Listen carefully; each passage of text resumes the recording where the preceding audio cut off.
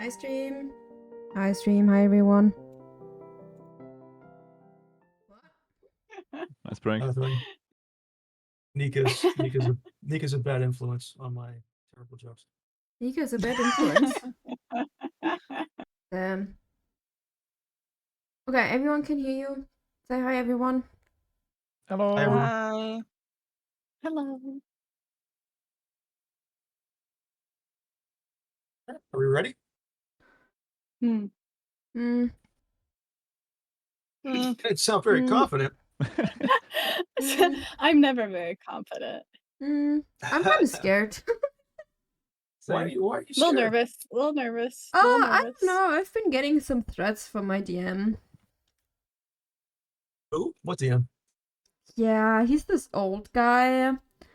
I don't know. Me? What are you talking nice. about? That's nice. Yeah, he's nice, but he's still threatening me.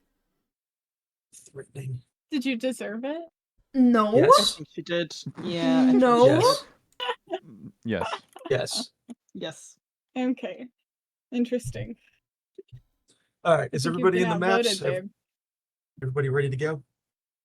Yes. Yes. Do it. Okay. So I'm gonna give you guys a brief recap. So in the last session, 5 individuals found themselves bound by strange magical circumstances in the middle of calamity on an otherwise typical day in the city of Waterdeep. Explosion erupted from within a market, destroying carts, parts of buildings, sending citizens scattering. Within that moment of that explosion, these 5 individuals somehow found themselves transported momentarily to the shadow plane. While there, they found that they were magically bound together by weaves of magical energy that were emanating from these new brands, these new scars on their wrists. These scars are in the form of 2 vertical lines with a small spiral on top. Re-emerging from the shadow plane moments later, we're all greeted by the one and only Volothamp Gadarm, Volo to his many friends. He quickly deduced that you all traveled to the shadow plane and came back unscathed. A rare feat, according to Volo. He believes that the newly acquired scars on your wrists are actually some kind of curse. He led you all to the famous Dawning Portal Tavern, where he made you an offer. He would give you the name of a wizard in town who could alleviate your curse in exchange for helping him locate a friend of his that went missing the night before, a man named Floon Blagmaar. You ventured your way through Waterdeep to trace Floon's last known whereabouts, stopping only once to get a smoke session in with a known proprietor of the old Zoblob shop, as well as purchasing a rather large stuffy of a beholder that was hanging in the window. You eventually made your way to a warehouse operated by the Centerum Mercenary Guild. Inside, after a battle with some Kanku guarding the place, you discovered a man bound and gagged in a supply closet. This man was not Floon, but someone else entirely. Removing his gag, he introduced himself as Gale of Waterdeep. That hornet So you're all in this badge warehouse. is so cool. There's dead Kanku around you. There's other dead bodies from some other battle, maybe, or that happened before you guys got there. But Sarathan, in this moment, find yourself not in this warehouse with your new companions. You find yourself walking in the forest of Amtar, not far from the home enclave of your friends and kin in the Order of the Verdant Oath. It's quieter than you remember the last time you were there. It's a little too quiet. The air around you kind of just smells damp. There's no birds singing songs. The tree canopy above you feels a little bit more twisted than it normally is. The leaves on the trees kind of curl themselves into shapes like watching eyes. When the silence does break, it's not with the familiar sounds of your tribe, it's the metallic clatter of chains dropping from branches like fruit. This feels familiar, this moment. This moment feels familiar, but it's strangely dreamlike. What do you do?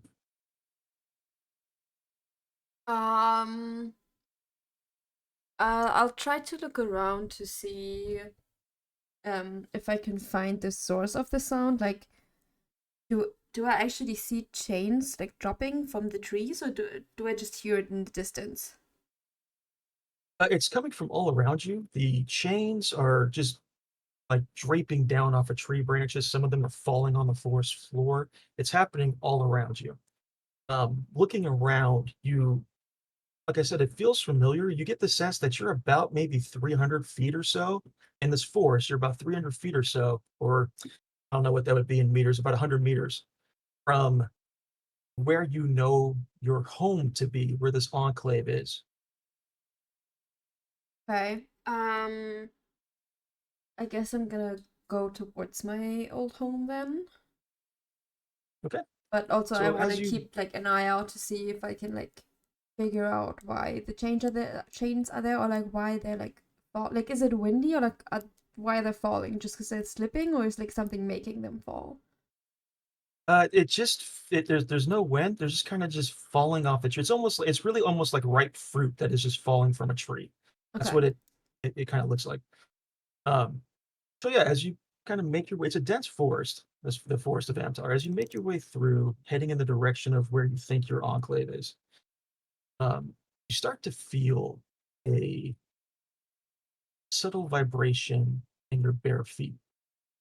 The chains that are kind of around you, like either hanging from the tree or around your feet on the forest floor, the chains appear to be cracked and broken in places. Like they're not just full chain links. Somehow the chains, they're iron chains, but they somehow look burnt, as if they were recently held in flames. But right now, the entire forest floor has this subtle vibration in it as you kind of walk forward. The behind you, the other direction, you can hear the sounds of cracking, like deep in the forest. It's as if distant and unseen trees are being felled in this forest. The vibration starts to get a little bit more intense, starts to become a little bit audible. It's kind of almost sounds like you're standing in an earthquake. The chains that are hanging off the trees are starting to sway as you start to kind of move closer through the trees to where you think your enclave is. Some of the chains are now swinging back and forth, and as you kind of make your way through, they kind of whip across your body. Ground itself starts to vibrate more and starts to contort. And then you turn around, look behind you. There's a massive wave of earth moving towards you as you needle your way through those dense trees, trying not to get swallowed up. Right as you get to where you think your enclave is, almost as if you can like turn a corner and imagine your home, suddenly burst out of the forest and you find yourself standing in the middle of the Bloodforge arena. A faceless crowd, thousands of people surrounding you in this arena, roaring, chanting the name Thor, Thor, Thor. In front of you, you see the shapes of your kin, your family. You can recognize them, but their faces are blurred, shifting, randomizing, unfamiliar. Yet uncannily, on the faces of your kin, you swear you can see the faces of your new companions that are fighting beside you now. You swear you can see the faces of Rose, Runia, Mr. Turtle, Mirai. At a loud whisper, their voices beg you for help, as if they're in some kind of pain. What do you do? I'm grabbing Thornborn. Thornborn. Um, Thorn bite. Thorn bite. Like, from my bag and like hold it in my hand and like try to look around and like try to figure out what's going on, like why I'm here. How the place that I thought was my home turned into like the arena and everything. And try to see how like my companions could have gotten here. Like, is there like a door or something where they could have like been dragged through? Like, are they hurt? Did something happen to them? Like, why am I here? Why are they Yes. here? Exactly. It's difficult. You haven't been able to suss out an answer to that question, but like looking around at your surroundings, you're just in the middle of an arena. You don't see any doors anywhere. You don't know how these shadowy figures that resemble your companions, how they could have appeared here, but they're here in front of you. One of them starts to walk towards you, the one that looks most like Mirai. She approaches, and again, she's just a figure of pure shadow, but she has kind of her face that's kind of like reappearing. She's about 10 feet away. She has a limp, so she physically looks like she's in pain, but it's just difficult to tell why. Okay, so she's walking towards me right now. Hmm? I'll also start walking towards her to try to meet her like in the middle. And try to assess like how badly she's hurt, if I can see like what exactly the injury is, how it happened. Also Mhm. trying to take a glimpse at the others, see if they are also hurt. Sure. So as the two of you kind of approach, Mirai's figure starts to come into a little bit more focus. Again, a shadow figure, difficult to pick up any specific features. But as you get closer, you can definitely start to see her face, and something is wrong. Um, Her face, she has like her left eye is like slowly drooping down her face, like still in an eye socket, but just kind of moving down the side of her face. Her mouth is starting to droop. This feels off, and you can tell she's trying to tell you something. She's trying to say something, but because of this distorted phenomenon happening to her face, it's difficult to actually pick up the words. There's no sound coming out of her. You're trying to read her lips. It's just not happening. And she's now about maybe 3 feet in front of you. She doesn't look threatening to me, right? Like, No, she doesn't look threatening. You don't see a weapon. She's not, necessarily reaching out for you in a threatening way. can I try to touch her to see if she's actually here or if it's just like a hallucination or something? How are you touching her? Just like a hand on the shoulder or hand on the face, or how are you doing that? Yeah, I'm trying to. So I have Thornbite in like my right hand, and I'm trying to like reach out with my left hand to like touch her shoulder slightly with my fingertips. Okay. So as you reach out with your left hand, in a second your hand touches her face kind of resets back into Mirai, the face you recognize. And you hear her say, not in her voice, in a male voice, in a very masculine voice, a voice you've never heard before. You hear her say, "This is your fault, Thorn." And the second that sentence leaves her mouth, she turns immediately into like this kind of shadowy, dark ash and kind of floats away the second you touch her.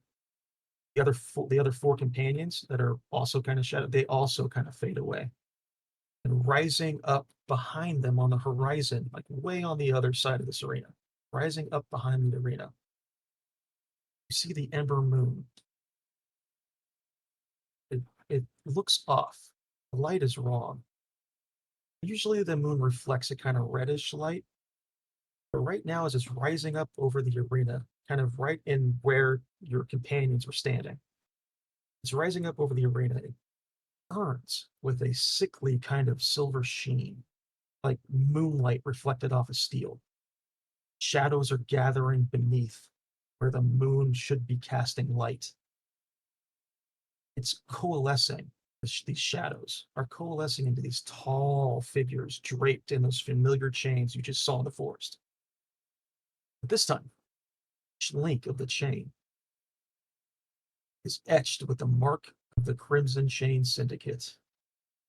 One figure kind of emerges from this amalgamation of shadow, steps forward, tall, faceless, but wearing this crown of this crown of jagged iron that extends about a meter above his head. It's about 8 feet tall. He walks slowly towards you. And in his hands, he doesn't have a weapon, he doesn't have a whip or a blade. He's holding a large ledger, a humongous book, and it's dripping. It's bleeding like flesh on the ground with every step he takes towards you. It's about 20 feet away. What do you do? Have I realized that this is not real, like this is an illusion or a dream or whatever? Make an intelligence saving throw. That's a d20, right? Yeah, it's a d20, and it's going to be Yeah. It's just a straight d20. You don't have it. It's 0. It's 0. That's a 7. That's a 7. Yeah.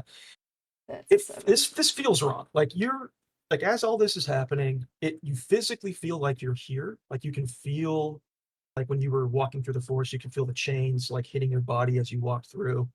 You felt when you reached out for that moment to touch Mariah, you felt she was there, like you can feel her. This feels like you're here, but there's something wrong. Like that much you recognize. Something is wrong. Okay. I'm gonna take a step, like this person or whatever is approaching me, right? So I'm gonna take a few steps back, and I'm gonna raise like Thornbiter like in front of me, and like I'm gonna ask this person like, "Who are you? Where am I? Like, what is this? What's going on?" Like I'm trying to get like information about like this place, because like I shouldn't be here. Yeah, this figure again is carrying this large ledger. It's huge. It's like a massive dictionary. As you ask him that, he closes the ledger. He's still holding it. He raises up with his offhand, his right hand that's not holding the book. He raises up his hand in your direction, and he's got these long, almost tendril-like fingers. And he's pointing at you, and you hear him say, "I am your master." And his hand, he's pointing at you with, his hand like extends forward. He's standing in the spot, but his hand is reaching out towards you. And the hand grows. It's made of like shadowy, like his fist, his fingers, they're all kinds of black, shadowy appendages. And it quickly grows huge, this hand. And it envelops you. It wraps its fingers around you. And then you look at the ground. You're in total darkness, but you can see the ground. And the ground starts to shake and vibrate and split like right between your feet. And you get a glimpse of Waterdeep, of the skyline of Waterdeep. You are above Waterdeep. You see the spires, you see the wards, but everything is swallowed by fire and smoke. And you can see people like in the streets from this height. You can see thousands of people, and they're all screaming your name. And then you suddenly fall through, floating down from wherever this place was towards Waterdeep. Those same chains come through that portal with you. Those same chains you saw before. They come through that portal. They come up from the ground. They wrap your body. They twist around your thighs, your arms, your waist, and neck. The chains start to squeeze on you, start to pull on you. And your hands are still clutching Thornbite.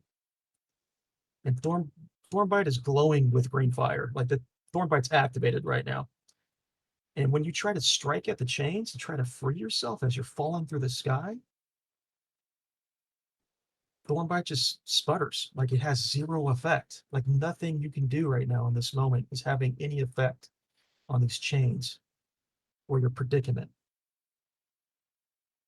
And then suddenly, as you're falling, there's a break in all these chains and all these shadows and all these figures and this weird vision. There's a hawk flying through the sky. It's made of pure emerald light. It dives towards you and crashes into these chains, shattering all these chains into a million little emerald shards. And you find yourself floating to the ground safely. And around you is just a rain of all these little emerald pieces that used to be chains. One piece of this chain that is now like a little emerald jewel falls right into your palm. And it feels heavy. It's warm. It kind of pulsates. It's almost as if it's like a little organism of some kind. You snap out of it suddenly. You find yourself back in the warehouse with your companions. Thornbite is humming faintly at your side as if it too experienced what you just experienced. The newly acquired marks that are on your wrist, Serathin, that scar, it kind of throbs in this kind of vibrating pressure against the bones in your wrist before subsiding. Something about these marks, something does not feel right. You know you're back in the warehouse. You know that this vision is over, whatever that was. But something doesn't feel right. For everybody else, for the three of you, you too feel a brief pressure on your wrists before subsiding. And you all feel somehow physically and mentally connected to Serathin, like you're somehow drawn to her. Serathin is visibly perspiring, sweating. She's breathing deeply. She's trying to catch her breath. Her pale complexion, her purple lips betray that normal, that kind of steady confidence and that assuredness that she usually puts out. She's not putting that out right now. There's sweat dripping off of her, pulling around her feet. Something definitely appears to be weighing on Serathin. But all of you, for the moment, are in this warehouse. What do you guys do? I'm gonna look at my wrist. What? I was just gonna ask if, like, while Seraphim had this, like, vision thingy, like, did time pass or not? For No, us. for the three of you, no. For the Okay, three of you, okay. no. It was So for like us, a just split second. suddenly she is not looking too good, and we don't know. Like, Yes, okay, it's a complete change in her physical appearance. okay. Okay. Can so, I? Yes. Can I dig in my bag and find like a napkin or a cloth or a tissue to hand to her since she's sweating so much and like offer her a tissue? Yeah, you can absolutely do that. Fantastic. I do that.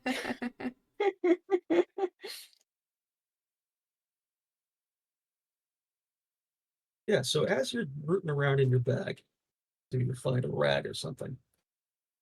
You answer it in the rag. As you do that, you do notice, Rose, on occasion, you're feeling an ever so slight vibration coming from that bag. A Like vibration? not like enough to like, shake you Is it around, giving but off good vibration? maybe, I don't know. Beach Boys? No, it's fine. I thought it was funny. No, Fuck you yeah, guys. no, I got the reference. All right, okay. Mika. Okay. Can I sense around? Can I like touch the stuffy? Is it the stuffy? Yeah, as you kind of root through your bag, this stuff you have a beholder is quite large. I mean, it's almost too big for your bag, but it's fitting in there. The tendril eyes of the beholder of this stuff, you're kind of just hanging out the side of the bag. Make an investigation check as you're kind of trying to figure out where the vibration's coming from.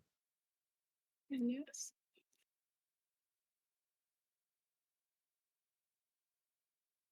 Okay, hold on. There it is. I was like, where the hell is the little... No, how do I do this? Do I not know how this works? Next to investigation, there's a +2. Or sorry, not a +2. I fault. There's a +1. Click on that. Next to investigation. Oh, I see. Oh, there we go. 16? Yeah. So rooting That's around in pretty this good. bag. That's pretty good. You're rooting around in this bag, and you swear you didn't quite like focus on this, but at the corner of your eye as you're rooting through this bag, you swear that you saw the eyes on a couple of those tendrils of this beholder stuffy kind of look around. Yes, this was foreseeable, I feel. Okay, so they move around. Okay.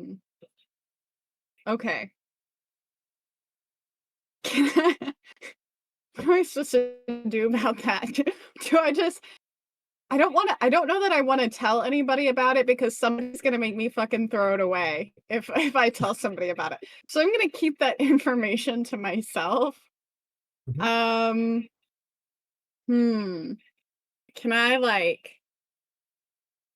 I is it, if it's alive, does that make it an animal? Can I With that investigation check, it's not an animal. It's a stuffed Okay. animal, but you're getting the sense that there's something else going on.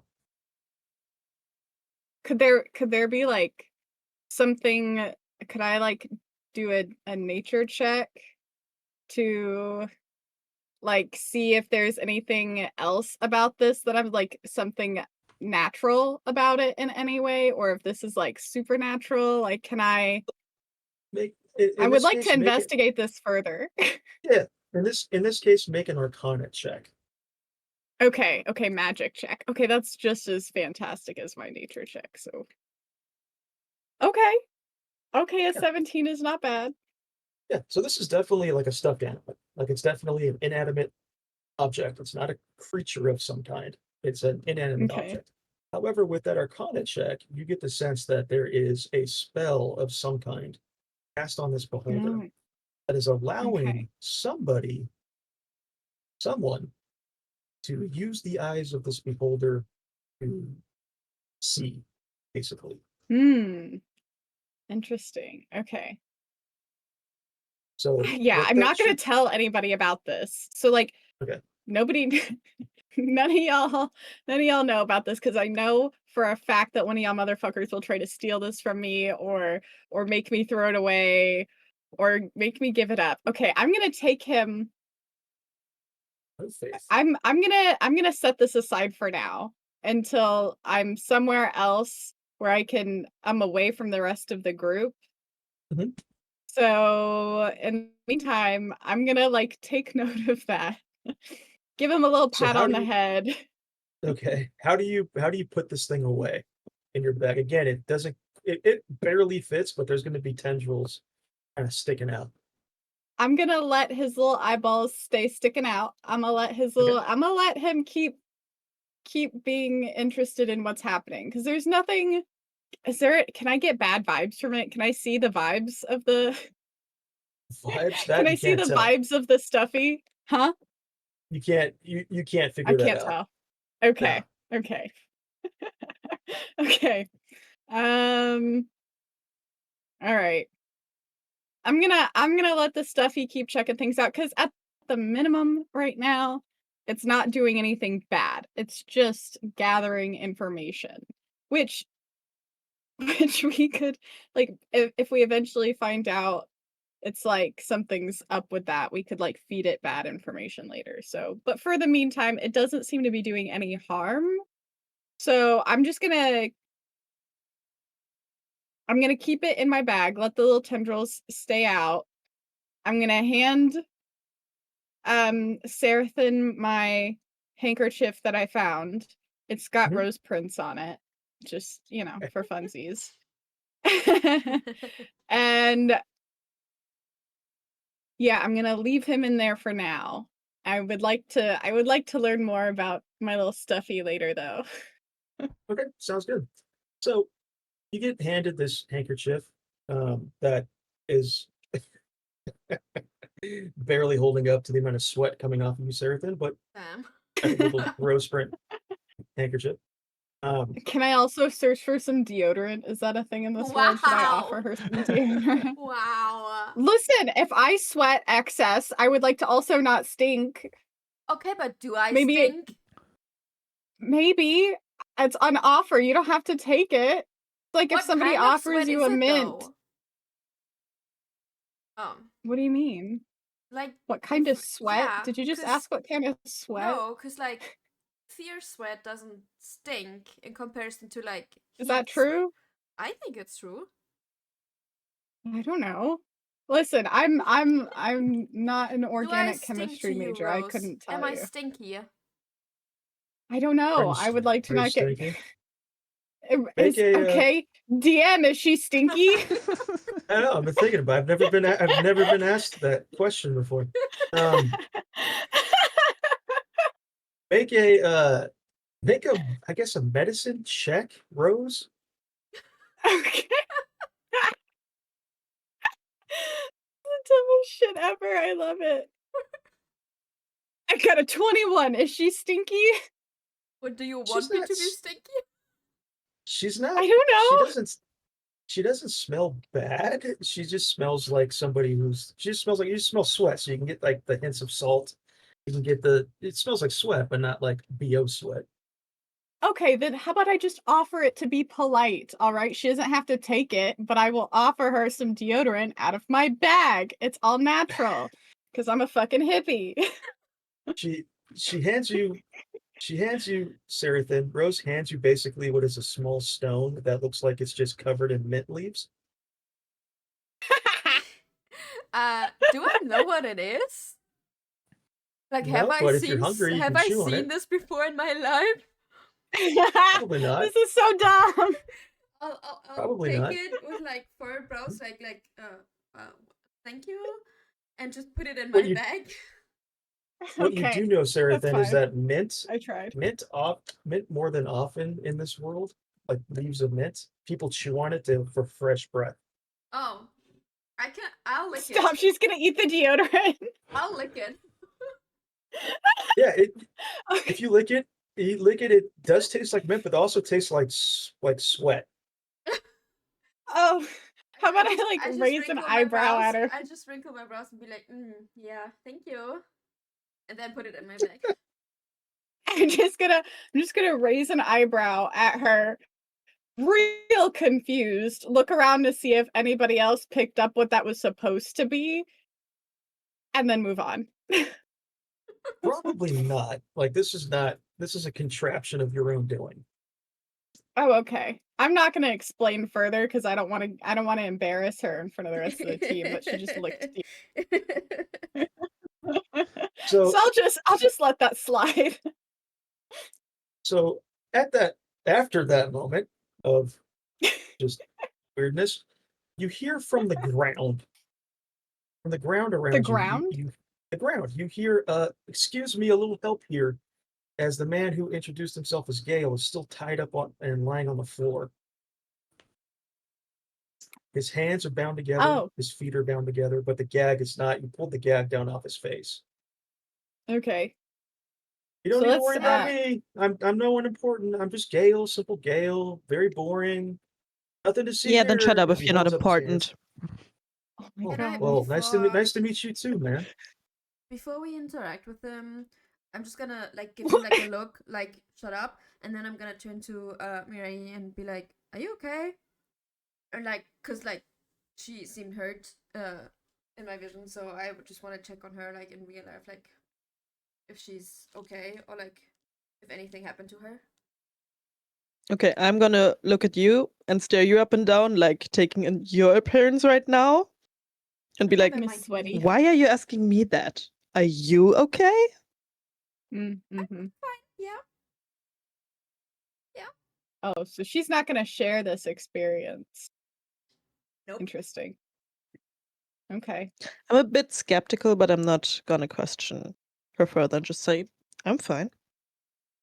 Can I do an investigation check on her, like, on her behavior? That would be an insight check.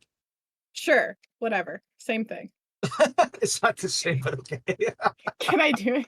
Can I do that? Yes. Yeah, you can do an Okay. insight check on if she's holding All something right. back. So I only got a 10 on that. Maybe. Mhm. What does that Yeah, mean? you get the sense that something just happened with her, but you're not quite sure. Like she's Okay. clearly you all. I mean, you have to remember, just minutes ago, you guys were in a fight with Kenku. Okay. So So it's not unusual for somebody to be sweating after a fight, but she just looks does she look off. Like shaken? something is. Yeah, she looks shaky. She looks like she's Okay. basically like somebody who's seen a ghost, basically. Okay. So like something's maybe I just think she's scared of Kenku. Perhaps. should I like can I Sarathan, are you scared of Kenku? You good? Why are you scared of birds? They're birds, Okay. right? They're Did I remember that bird-esque correctly? people.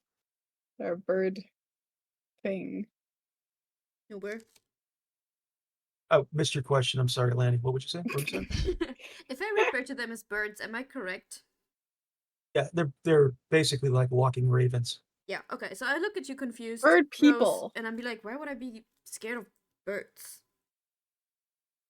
Okay, so that now I can tell. So she's not shaken up because of the birds, but she's obviously not wanting to fess up to whatever the hell is freaking her out. So Yeah, and she doesn't have to. I just keep rubbing. she like, the doesn't have mark to. on my I'm just gonna wrist. make note of that though. Like my character does notice that something is Yeah. actually up and that she doesn't want to share. This feels very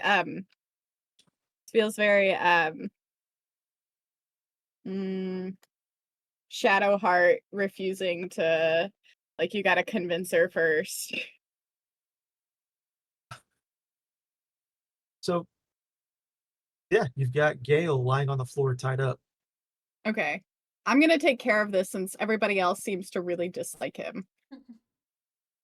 So I'm gonna like walk over to him. Can I like sit him up so that way he's like not just stuck lying on the floor? Can I like sit him up Yeah. into like So a again, in sitting this position? in this warehouse, there's a bunch of boxes, so you can easily kind of just grab him by the rope or the waist or whatever, and like quickly just sit him upright on a box without too much effort. Okay. What did he what I don't remember what information he really gave us about His himself name. last time. He didn't. So It's like just his he name. literally, yeah, at the very end of that last session, he just kind of like you opened a closet door, somebody opened a supply closet door, and he kind of tumbled out. He had a gag on, somebody removed the gag. He said his name was Gale, and that's all you know. Okay. Okay. So technically we don't know if he's like tied up for a reason. Like, Nope. okay. I would like to be untied for many reasons. A What little help here, happened? please. Let me ask him if like, hey, what happened? Like, why are you tied up? These guys just grabbed me off the street. I couldn't tell you. I don't know why. You're telling me you couldn't possibly have like any like reason as to why you were kidnapped? No, I mean, I'm a good-looking guy. Maybe somebody thinks I'm worth something. Maybe has a bit of a hostage fee. I'm gonna scoff at that. You're gonna scoff at that, like Yeah. as Like, you don't yeah, believe him? sure.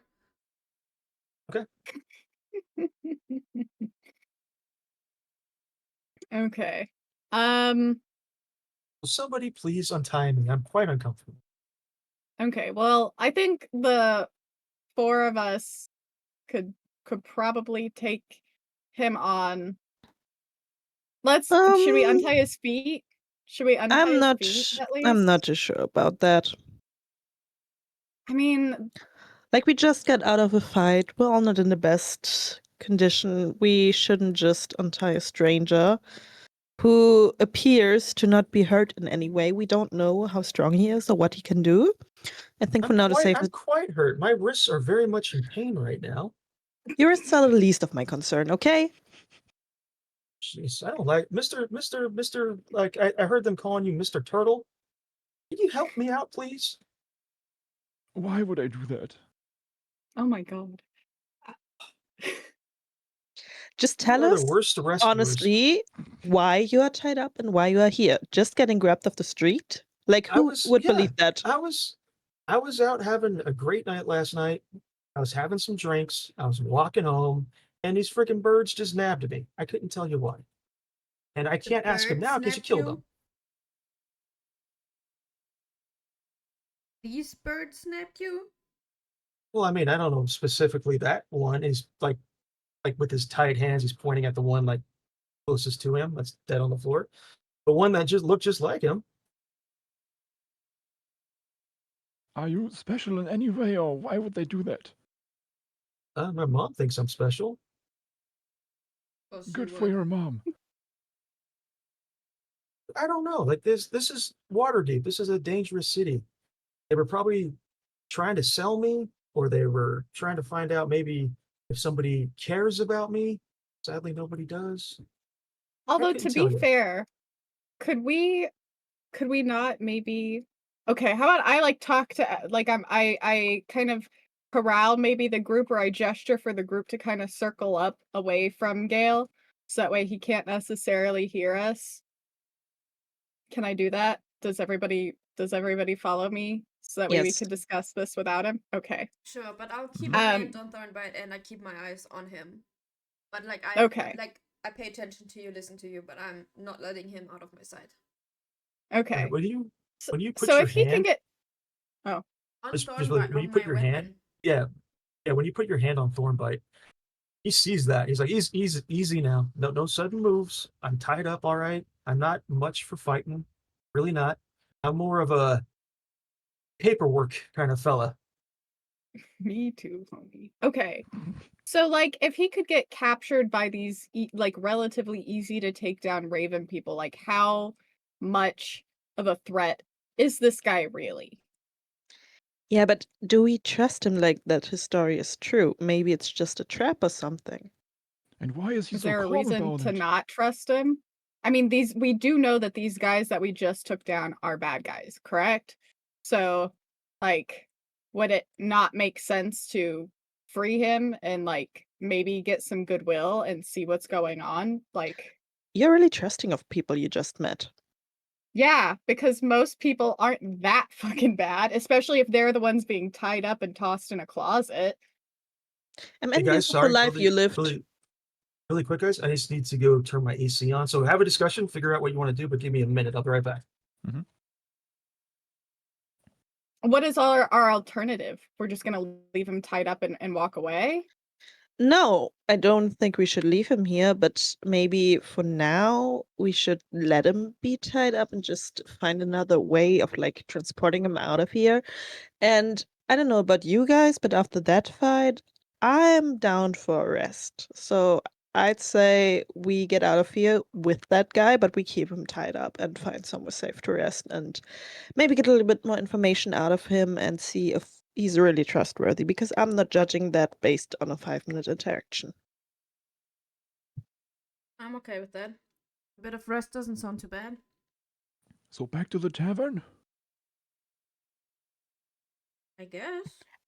Yeah, but we need to think about how we're gonna get him there. Like, I still think we should keep him tied up mostly, but we also don't want to raise any suspicion. And there's no guarantee he won't scream as soon as we get on the people, like around Well, then people why again. wouldn't we just okay, if he's gonna scream anyway, why would we not just untie him and ask him to follow us? Or we can ask him if he'd follow us to talk about what happened anyway, to see if we can figure it out. Like, we haven't even asked him if he's willing to do that. Like, he might be totally reasonable, and if he tries to run, I'm sure we could probably take him. If you want to take the responsibility for that,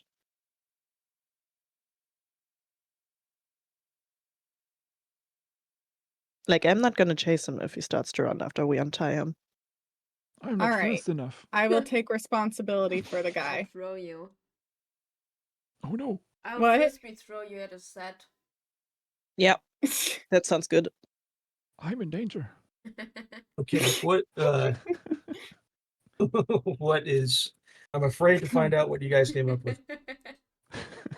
So they're willing to let me untie him after talking to him a little bit. If I can talk to him and convince him to like come with us, they're willing to untie him. But if he runs away, it's my fucking problem, apparently. So I'm kind of Okay. going out here on a limb for this motherfucker. Okay. So Okay. you're gonna go and tie him. I'm gonna go, no. I'm gonna walk up and say, and basically explain to him, like, hey, Gale, nobody really trusts you, but I'm vouching for you, that you'll come with us so we can kind of figure out what's happening.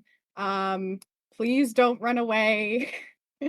If you do, it's then my problem, but this is the only way that they were willing to let you be untied. Otherwise, they were gonna keep you tied up and, like, just, like, throw you over their shoulder and bring you back to wherever our camp, wherever we're gonna go hang out is. So, like, maybe if we could untie you, we go get, like, a beer, and let's have a nice discussion about what the hell happened. And maybe we bring him back to Volo, perhaps? I don't know.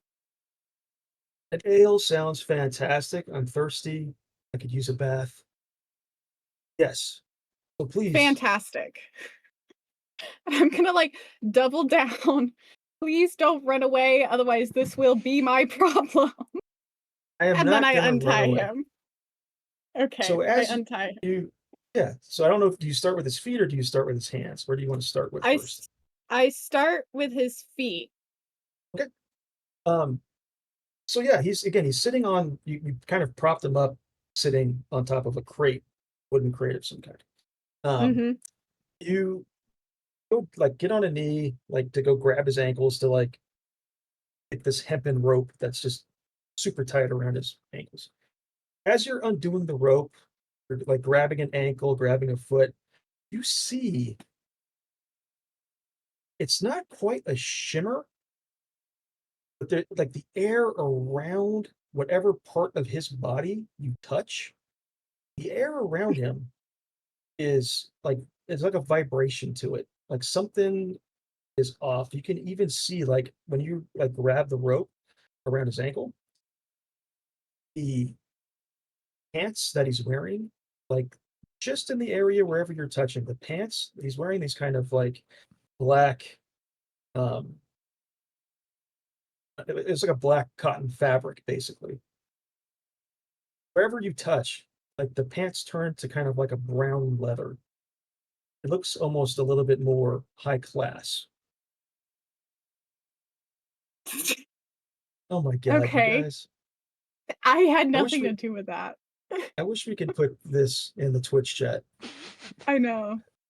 Um, okay, There's so some kind of a visual effect happening. a visual effect. Like it's Mhm. fake?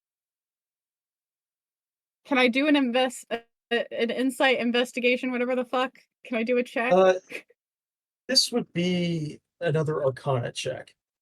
Okay, I'll do that. Okay, that's pretty good. That's a 23. Pretty good. That's pretty good. So I don't know if Rose has had any experience with this before, but if she has or hasn't, like what you're seeing seems like what's been described to you before, perhaps as an illusion spell. More specifically, with a 23, this appears to be some kind of disguise kit. As you're like maybe rubbing your hands like on his calf, that those black pants give way to like I know there's no good way to describe this. There, the black pants change to kind of this kind of brown leather. Like it looks much more regal. Whoever is underneath this Gale mask is somebody important. Is what you're starting to get a sense of just based on what they're actually wearing. Okay. Hmm. Okay. So it's just changing his clothes? It's like Yeah, and even a glamour spell, basically? kind of, yeah. And Okay. he's starting to notice that you're noticing. Okay. I'm gonna look him dead in the eye, and then can I do, like, a check on him to see, like, if we are like, how panicked he is, like, if we are of the opinion that this can stay between us or not? Or, like, is he Um, desperate that he wants this kept a secret for some reason? that's a good question. Is there some sort of mutual understanding here that if I don't tell everybody about this, if your that, like, intent I know? if your intent is to is that like that you want him to know that you know, but you don't want anybody else to know, Yeah. um, it's going to be a kind of a physical glance, like you're trying to communicate to him without saying anything. So make a Okay, I'm gonna, like, persuasion look at him with an eyebrow up. A persuasion, you said? persuasion check. Yeah, Persuasion check, fuck. I'm not good at persuading people. Okay, here we go. Oh, it's still a 20! I rolled well. Fuck yeah. yeah. So he you trade glances with him, Mhm. and he looks down at you, and for a moment, like he kind of drops this disguise kit, and what's underneath is a very uh he's clean shaven. He's got kind of not long, but like medium length, kind of blonde hair, piercing blue eyes. Like this is a very attractive looking person. And he kind of flashes you a wink. Okay. Do I Blonde. catch that? Because I'm Okay. still staring at him and like he has my full attention. Make a perception check as you're focused on him, Seraphim.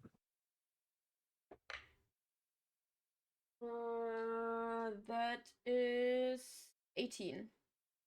18. Yeah, you noticed it. Okay. Can I like take some more steps towards them and then put my hand on Rose's shoulder and be like, "Can we go?" And like just stare at her like intensely. Does she know that I know? Uh, she was focused on him. Yeah, I saw So, Okay, so him she doesn't winking know at that I you. know. yeah. Okay, so she does know that I know. No, no, sorry. She doesn't know. She was focused on him, not on you. Okay. So she doesn't know that I know. Okay. Correct. So she wants to hurry. Okay. Let's untie him. I'm gonna untie him. And I'm gonna like just double check, look up at Seraphim and kinda like, can I gauge if she knows? Because I'm a little anxious about it. You would have to make an insight check. An insight check. All right. Insight check. Fuck. Mhm. I only got an 8. You don't know if she knows. Okay, I don't know if she knows. All right. So I'm just going to be anxious about this, I guess. My character is a little nervous about knowing information and not sharing with the group, but there's obviously like some reason Mhm. um that he like does not want this known. So, yeah, I'll just untie him and Okay. untie his feet and then like let him stand up. And then I'm going to reiterate for the upteenth time. Please don't run away while I remove the oh, he said that it hurt. Can I make do I have medicine in my bag, like some sort of salve too that I can offer Yeah. Yeah. after? If you Okay, cool. spent, yeah, if you spent like say 5-10 minutes just doing a medicine check, then yeah, you can. Okay, Yeah. cool. I'll tell him that like okay, like I'll make you some medicine, like some salve for the like rope burn after I untie him. So I untie him. Mhm.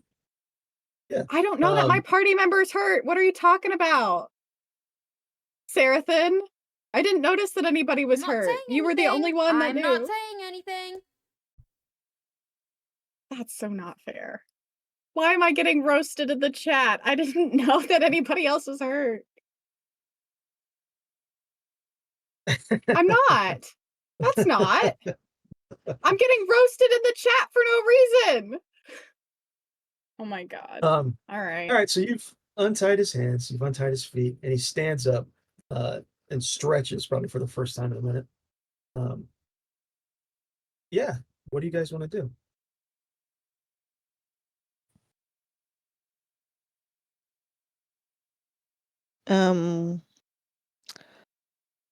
What was I gonna say? Oh, yeah. I keep a close eye on Rose and Gale, but as I said, I'm not gonna be responsible. But I make look around and then ask the group if we want to head back to the tavern for some rest, maybe. That sounds like a perfect idea. Yes, I desperately need a drink. All right, so the 5 of you, 6 of you now, Runia is still with us, as you kind of make your way from the back of the warehouse back to the front door and open it up. Standing before you in the street is the city watch. There's 12 of them. One of them steps forward and introduces himself as Watch Captain. I can't pronounce his name. Hyustus.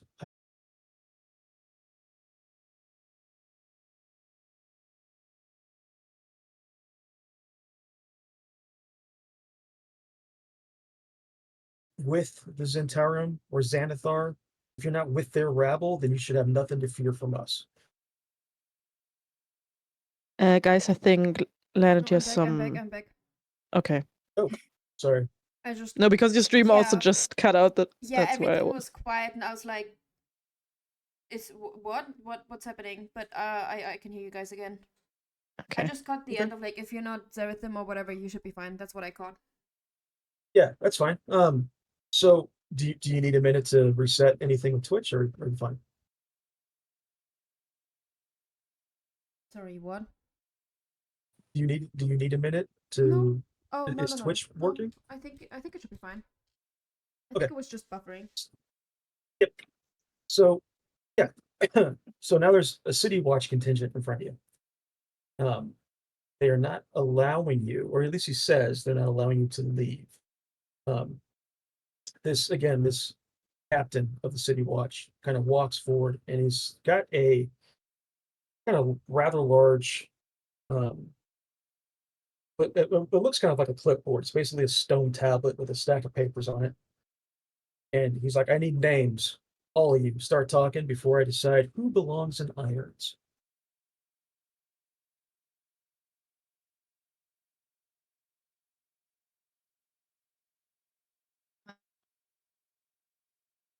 So is this like another fight? No. We're okay. Guys, we need to not get in a fight. Please don't start a fight, because like we all need rest and stuff. So Well, look, reports came in of suspicious activity. You lot wouldn't be that wouldn't happen to be the oh, suspicious activity, would you? who's got the best performance? I was gonna ask if I wanted to like have lie. Would +4. that be a perception check or a performance check? If you wanted to lie, Persuasion check. Not lie, but like try to like convince Weasel our way that out of we are- this. that we are not trouble, that we are not the people he's looking for. Yeah. So depending on We are what not you the say, joys he's looking for. depending on what you say, that's either going to be a persuasion or a deception. So if you're stretching the truth, it's deception. Ooh, If I'm you're persuasion. just depends on what you want to say. Yeah, just convince him that we are just out for a walk. We were looking for a friend, pointing to Gale. And we found them, and he's not in the best condition right now. Wait. Maybe like saying that no, we were playing a game, so like nothing bad happened, but now we just need to get home and rest. Okay, so that will be a persuasion check. Oh my god. 10. So Oh. he walks up to you specifically. He's like, nothing bad happened, huh? And he looks past you and he sees there's a bunch of dead bodies on the ground in the back of that warehouse. Fuck. And he looks over at Gale and he's like, nothing bad happened, huh? And he grabs Gale by the wrist and you can see these rope burns that are on his wrists. Nothing bad happened, huh? You sure? Yeah, like I This said, guy has- it was just a game. It was just a game. Are you playing Russian roulette?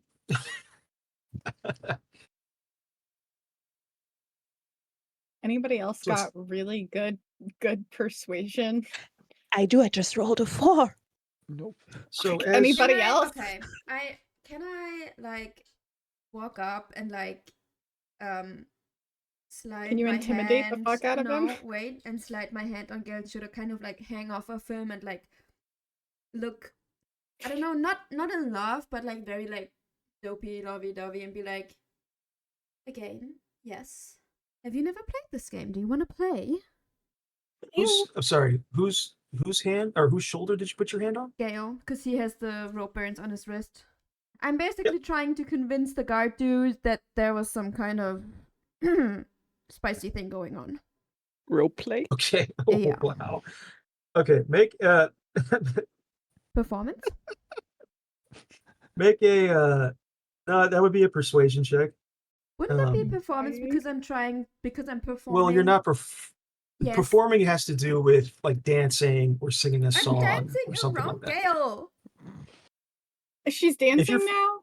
Sexy if you're dancing? if you're actually dancing, if that's actually what you're doing to try to persuade I'm him. kind of like moving around You go Gale, start- like, you know, like going from one side. Sarah then starts taking her clothes off. I barely have clothes on. It's just strip So dance. she's practically wearing like just your stripping. handkerchief. Yeah, so I'll let you decide. If you're just talking, it'll be persuasion. If you're actually trying to show what it was you were doing, then performance. Well, I'm kind not actually showing like what we were doing, but like I like Mhm. have my hands and they like glide over Gale's arms, like showing up the rope burns, and like Yeah. I kind of like twirl, Yep. not twirl around him, but like go from one side to the other Mhm. and like just slide my hands like along his body. Uh-huh. That would be performance, right? Sure, let's do performance. That's a 20. 20. So what you guys see two things happening. And when I say I mean everybody else plus these guards.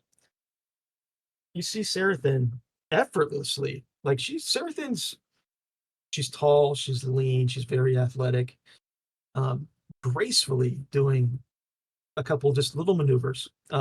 You're almost kind of taken aback by how graceful she is. She definitely does not give off somebody who is graceful. The other thing you see, as the captain has grabbed Gale by the wrists to look at his rope burns, as Sarathin has taken her hand and like glided it over Gale's shoulders, perhaps ruffling his hair. I don't know. You all see the effect of that disguise kit failing pretty dramatically. Anybody who touches any part of Gale that is touched, that effect kind of starts to drop. Gale kind of just drops his head. The captain looks at him, kind of says, "What is this?" The effect on Gale drops entirely. And standing before you now is this very regal looking individual. He's wearing a cape. His clothes are almost pristine except for some spots around the knees, kind of on the hip where clearly he was on the ground. Immediately the captain recognizes this individual. The captain lets go of his wrists and says, "Oh my God, Lord Renaer, what are you doing here? Are you okay? Did these people take you?" Like he starts focusing all of his attention on this individual that is apparently named Lord Renaer. Lord Renaer kind of shakes his head. He turns to you, Rose, specifically. Name's Lord Neverember. Nice to meet you, I guess. That was fun while it lasted. The masquerade, I guess, is over. I'm not Gale. Though for a moment I kind of hoped y'all would believe it. I have the I seat am perfectly full of aware water, how like ridiculous full of this water. probably looks to you. Must be the water. To answer your previous question, Rose, assuming you, at some point you introduced yourself as Rose to him at some point. Sure. To answer your previous question, I was with some friends last night. I'm not exactly somebody who can just hide in a crowd. People know who I am. My father's quite rich. I have a feeling that these Zentarum goons took me last night as I was leaving a tavern in an effort to try to get some money out of my father for my release. Do I still have my hand Hey. on him? Yeah, you still have your hand on him, but now you're kind of like your hand's on a cape and not like a shoulder. Can I just like tighten my grip so that he can feels it? Yeah, like, are you doing it enough to where it hurts, or just enough to where like he should notice you? Maybe just like very, very tiny bit more and it would like hurt him.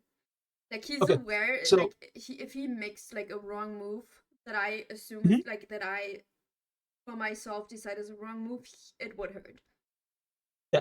So he's again, his attention for the moment is focused on just Rose. So he says, the Zentarum, they think that my father embezzled a large amount of gold, and they thought that and he kind of turns and faces you, Seraphim. He's like, that not so tight, not so tight. I get you're not happy. I just kind of growl.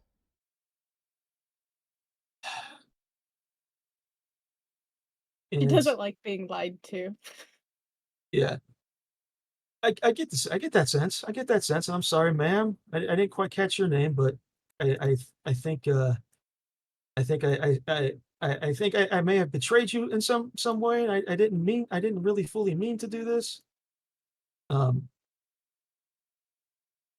that point, the captain of this guard, looks at you, Seraphim, and is like, "Do you not know who this is? You need to release your grip on him." I look at the guard and just kind of like squint my eyes. And then I loosen my grip, hit him on the shoulder, and take a step back. And like kind of like step like towards Rose, kind of in front of her, but like not that it's like too obvious. And then I like That's not too obvious, is it? smile at the dude, like very like friendly, like very obviously fake friendly.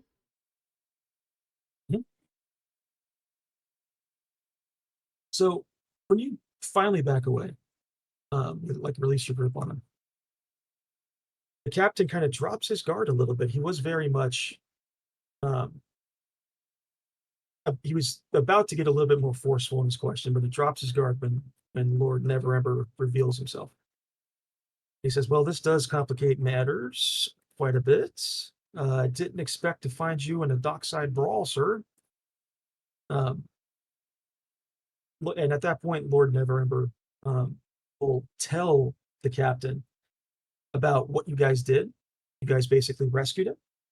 He was taken by these Zentarum thugs. You guys broke into the warehouse quite heroically, pulled him out of a supply closet, and saved his life. And that explanation to the captain kind of gives the captain a bit of, I don't know if reverence is the right word, but a little bit more respect to the five of you. He says, "Look, if Lord Neverember vouches for you, then I guess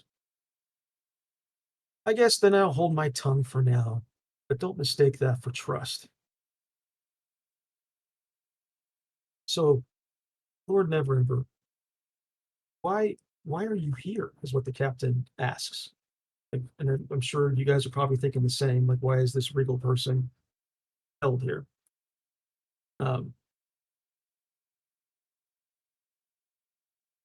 Okay, I Lord- say I definitely need a beer now, You definitely need a beer. and it's time to go back. How does everybody else feel about that? That was the plan from the beginning. I'm not. Yeah. Okay. So I think still the gesture for Blondie to follow us. Okay. So the captain of the guard, this captain is gonna, okay, we'll take care of the warehouse. We'll investigate. Lord Neverember, he actually kind of imitates the same. He said, maybe you should stick with these guys for the time being, at least to escort you out of these docks, at the very least, just to make sure you're safe. So the five of you start to head back towards the castle ward, back towards the tavern, I'm assuming, the Yawning Portal Tavern. Mm-hmm. Yeah, okay.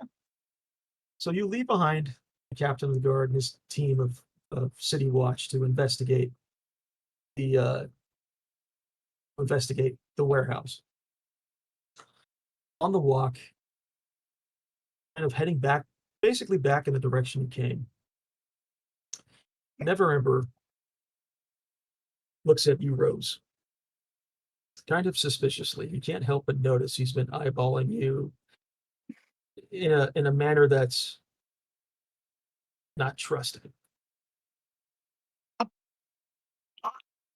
That's not very nice. Oh, wait. Is he behind me? Yeah.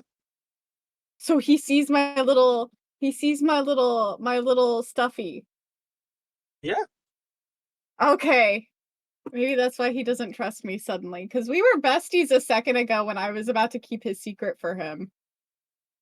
Okay. I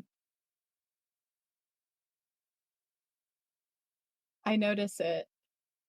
Mhm. Can I who's around him? Well, you're all kind of these streets aren't particularly wide; they're kind of narrow. So I'm sure Sarathan is probably. I'm going to say Sarathan's either leading the charge or she's in the very back. Is I'm what in the my very guess is. back, yeah. Yeah. Okay, so I can't say anything to him right now. No. He does. Oh, how about wait, what were you gonna say? No, go for it. No, what were you gonna say first? That might make my decision different. Oh, he was going to turn his attention to somebody else. Oh.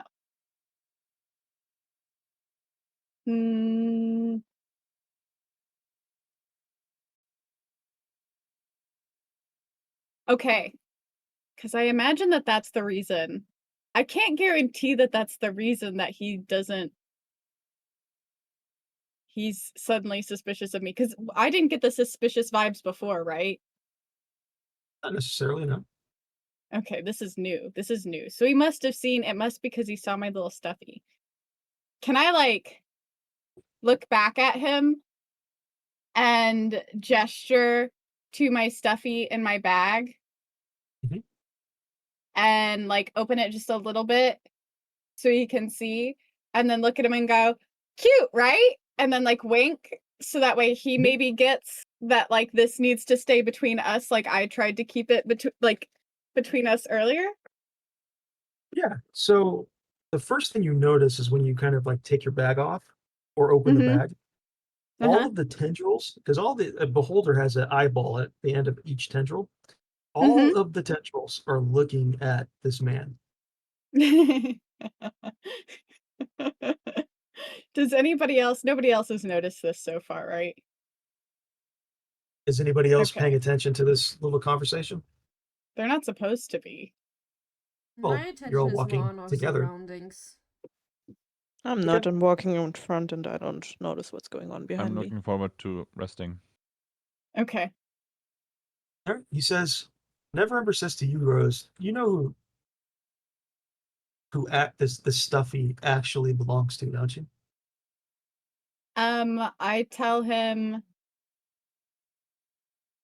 how do I want to talk about it? How about I tell him,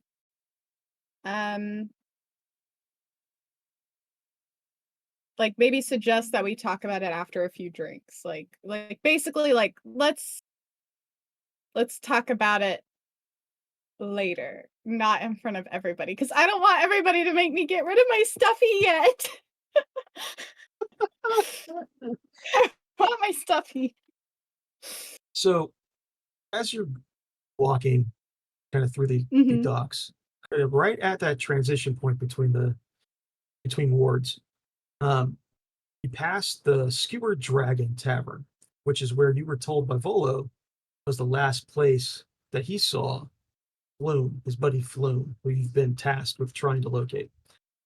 This tavern was the last place. As soon as you kind of like round the corner to like get in front of that tavern, like the street in front of that tavern,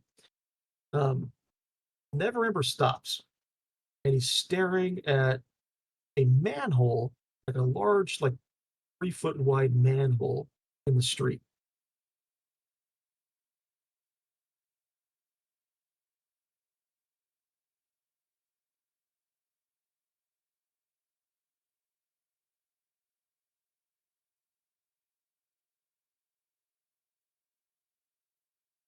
Anybody say anything? Oh, Lanitee's gone again. Hold on. Never mind. Oh, she's back.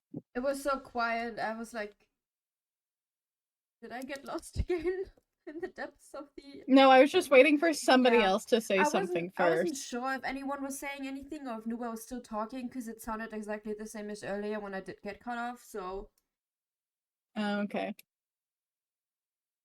No, I feel like it was just somebody else's turn to make some choices. I mean, you're the one actively engaged in conversation with him. Yeah, it's your boyfriend. Oh my god. My boyfriend. No. My problem. Same Not thing, my right? boyfriend. Same thing. Who said that? Nika said that? Nika and I both at the Nika. same time. Yeah. So Oh, he stops. God. He's about, I don't know if people kept on walking or what, but he stopped. He's about 5 feet away from the sewer manhole. Because I'm And like behind him, I notice it. he, for a couple seconds, just kind of focuses on this manhole. And then he kind of drops his head, scratches his forehead. He turns back to you, Sarathan, and kind of gives you a look of concern. And then he looks back up to the rest of the group. He says, wait, we can't, we need to, I need to tell you something. He's Oh, quite shit. nervous. I look at him, very annoyed. Oh, God. This, Yeah, let's be really mean to the super rich guy who could I'm maybe not fund all of our anything. I'm problems. just looking at him. Because why is he coming around the corner with more secrets that he needs to tell us about? After we just saved Because we just met him. We just met him. We all have lots and lots of secrets. You have plenty, apparently. I don't know what you're talking about. My point has been made. Like, we're not going to know everything about everybody as soon as we meet them. We can't expect to know everything about everyone as soon as we meet them and for them to just, like, cough up every single thing about themselves. Like, I think regular interactions like that would be unhinged. Well, you don't trust anybody. That's not true. I trust you guys. Kinda. Oh, yeah, exactly. So he, in a very kind of solemnly way, was like, we can't go back to the tavern yet. Okay. He walks forward and almost just, I mean, not effortlessly, it takes him some strength, but he actually pulls off the manhole cover. It clearly leads down into some sewers. Ew. I can't, I don't know how to ask you. I don't know if I can ask you this. Oh, no, don't, Mika, don't worry about that for the moment. I don't know if I can ask you this. I was here at this tavern, and he points at the Skewer Dragon, which is like right in front of you. I was here with a friend of mine, a man named Floon. We were having a great time. It was his birthday. I was treating him to some drinks. The Centarum, I think, took him, thinking it was me. And I watched them drag him down into these sewers. Said, I don't have much on me right now, but I can promise you a very healthy reward if you're willing to go down there and find my friend. I'll come with you. I wouldn't ask you to do something I wouldn't do myself.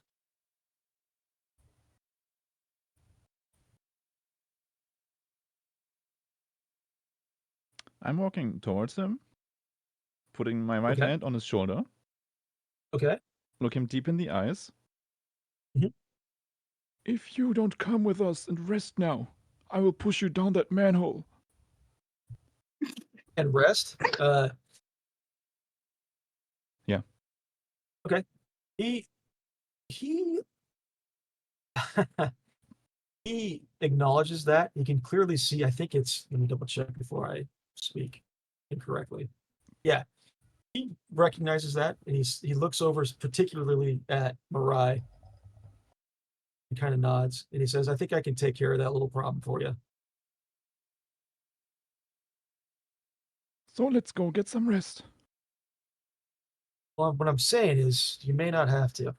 And he's got it looks like a fanny pack, for lack of a better term. He's got like a little leather satchel kind of like dangling off his hip. And he pulls out, he's got 3 vials that are kind of a yellowish liquid color. And he tosses one in Marai's direction. And he says, I think you're gonna want this. Okay, I catch it and I like look at it and then I turn to the group and ask like anyone if they know anything about medicine and can check if this is fine for me to consume or not. I'll do a medicine check. I have Sure. high medicine, lots of the meds. Yeah. Oh, a 13. Yeah, this looks pretty clearly like a potion of vitality. But there's a twist. Fantastic. There's almost like a little lemon twist in it. But you do get the sense, Mirai, that drinking this will recover you, at the very least, will recover your hit points. Yeah, but I still can't do anything. I still have no spell slots. Yeah, I know. Just give it a second. Okay, I'm giving it a sec. So yeah, Mirai, you get the sense that this will kind of recover you. Will recover your vitality, but there might be a little something else in there that could help, but you don't know what it is yet. Before I decide to drink it, can I like intimidate him? Like if anything bad happens to me, that I will for sure kill him. Like just make that crystal clear. Sure, make a intimidation check.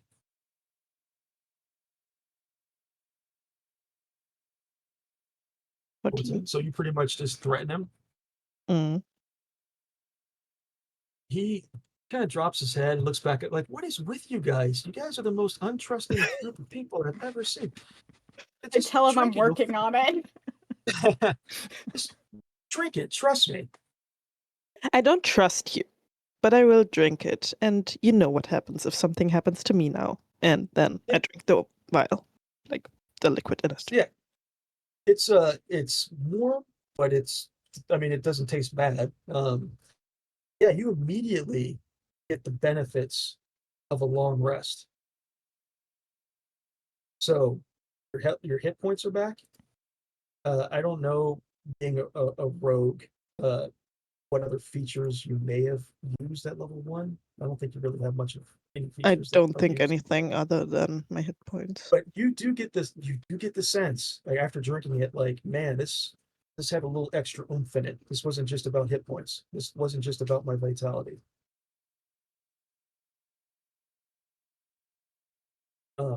He then tosses one to Rose, and he then tosses one to Theodore, Mr. Tortle. Thank you. I also drink Rose. mine. Okay, so Rose, you get the benefit of basically a long rest. Again, it's Okay. warm. It doesn't taste terrible. It tastes fine, but yeah, you get any uh, uh, used health points. You get your health points back to maximum. I think you're at 11, if I recall. I don't remember. And then you get your spell slots back. How do I And then fix? if you, Sorry. Oh, I can just click them. Got it. yeah, he turns around to Seraphim, who says, "I only had 3, but I got this." And he tosses you just a basic healing potion. I'll just put it in my bag. Yeah.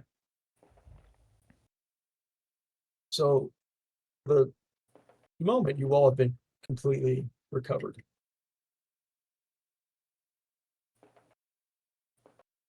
I didn't drink it, by the way. Oh, you didn't drink it. Okay. Well, I yeah, didn't know. hang on to it. Yeah, hang on to it. Unless you want to drink it now, you can hang on to it for later. I really wanted that beer. So he turns to you, Lord Neverember turns to you again. He says, "Well, I'm out of healing potions, but what do you say? Can you help me get my friend back?"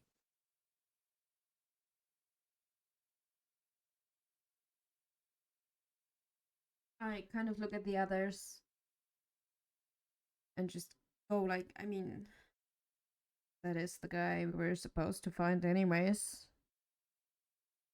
Shrug my shoulders and then stand at the edge of the manhole and look down. I can't remember, Seraphim.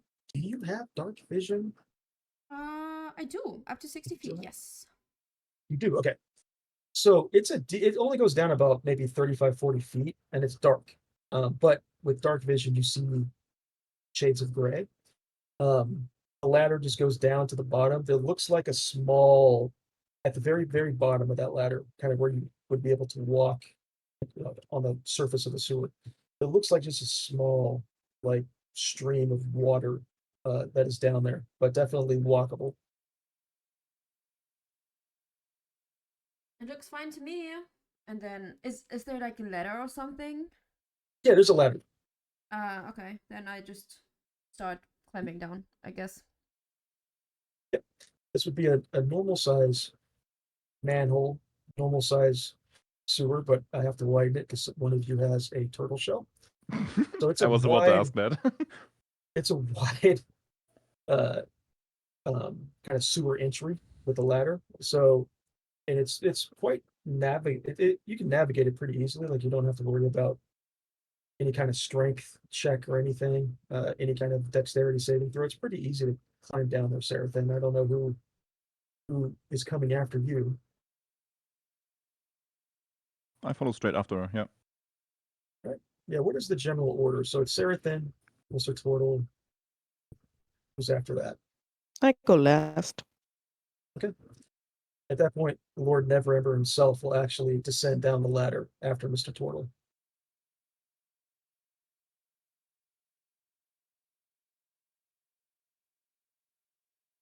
Anything else? Is everybody going in? Yep, I'm in. So yeah, you get down to the bottom. the sewers have no natural light at all. In this particular section, there's no torches or anything. So whoever, I don't know whoever amongst you, does everybody have dark vision? I do. Where can I see that? It's Go to gonna your be features on- and traits, and then species traits. yeah, you've got dark vision. Yeah, but dark I- vision with a range of I think- 60 feet. Yeah, I think We you all have dark all- vision. That's nice. I love that Actually, pass. I don't know if the turtle does. I don't remember if the I don't turtle see it. has that. Nope. I don't think the turtle does. Mm-mm. Oh, Turtle you're just race, I don't think blind. does. I'm holding So, onto your yeah. arm. Okay, so let's figure that out just real quick. So you could do that as a way to get around Mr. Turtle, Mhm. but you can't. You effectively cannot see. So there's obviously ways. You should have a torch in your bag. I think Rose might be wrong. Does Rose had the light spell. Does She the does not. guy, the Lord, does he have dark vision? He does. So it's just Mr. Turtle. It's just Mr. Actually, you know what? Let me double I check. have a lamp and oil. Someone just hold Mr. Turtle's hands I was gonna or tie, claws. tie a rope around him and just drag him along. Okay. So, is that how you want to get around, Mr. Turtle, or do you want to light Yeah, a it's fine. torch? So you're being pulled around. You can't see. It smells a little funky. You make your way down. Those with dark vision, you can see it's very faint, but as you're walking through the sewers, you don't have a sense of like what direction do we need to go in. But you see painted every so often on the wall, with just a little splash of yellow paint. It's almost you almost wouldn't notice it, but you guys are kind of walking through slowly. There's a little arrow pointed in the direction that you're currently moving. About every 30 to 50 feet, there's another little arrow. Convenient. Neverember sees this as well and mentions we're heading in the right direction. The Xanathar Guild is like, look, their members aren't the smartest, and these sewers are a bit of a labyrinth. This is how they figure out where to go. So we're definitely heading in the right direction. This goes on for about 20 minutes or so. You kind of just every time you get to a fork in the road, there's a little painted arrow when you go that way. This goes on for about 20 minutes. And then finally you get kind of around a bend. And before you, the sewer split again, kind of a fork in the road. But however, right at the fork, there's a ladder that goes up. And right in front of that ladder, floating in space about the size of a basketball, is a little gazer. Just switch the map so hopefully everybody can see that. Little gazer. He looks like a little beholder, but he's only got 4 tendrils with eyes instead of 8, I think is what a beholder has. Are we supposed to see a map? Yes. Did you not see a map? I see just- the changing picture. And now Okay. it's loaded. I see a map. I see a map. Took a while. Mine isn't loaded yet. Your internet is bad today. No map for you, T. There Which we I guess go. means Theodore shouldn't see. Okay. I'm closing my eyes. So again, this is in total darkness, Theodore. So you don't see this gazer, but everybody else apparently has stopped. Yeah, so you come to this kind of 3-way intersection with the path behind you and then 2 paths forward. There's a ladder that kind of leads up into like a stone shaft that is capped by a circular metal cover. There is one of those familiar kind of painted symbols kind of on the left that would lead you to the hideout going to the left. But yeah, there's this kind of like little basketball sized creature with this bulging central eye and these 4 kind of stumpy eye stalks, and it's baring its teeth at you as you approach. Can I tell Theodore? Mr. Turtle what I'm seeing so that he's aware of what's going on? Yeah, but can you describe it? I'm curious what you say to him. Why did we stop? Seraphim's just gonna be a narrator this whole time. Do I need to repeat That's what it this because seems. you literally just explained it, right?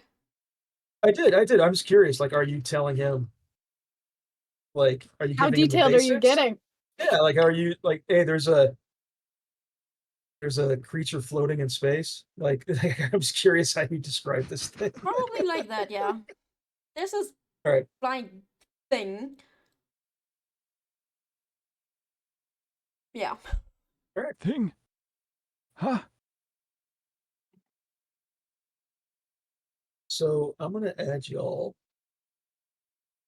to the initiative tracker. I need everybody to roll for initiative. It's at the top of your character sheet. Nice. Oh, it's going to be fantastic if the blind Yeah. totem gets to go first. Amazing. I have a 7. Oh, yes. I have a 7. You have 7? Oh, Okay. I got a 20. Noise. I didn't see what everybody else rolled. You got a 20? Why did Yeah. that change? Computer. All right. Okay. Okay, So I get to go before the blind turtle. Yes. So Make really it quick. right. So yeah. So you kind of walked into this intersection. This gazer is clearly like guarding this intersection, and it appears to be quite hostile, or it wants to be quite hostile, but it doesn't have the first move. So Rose, what are you doing? This Oh, thing it's is gonna be floating. hostile. Is that what you're politely telling us? It very well could be, but it's floating about 4 feet off the ground, and there's about a 2 foot deep river of. It's mostly water, but these are sewers, so you can use your imagination as to what else Ew. might be in these waters. It's about 2 feet deep.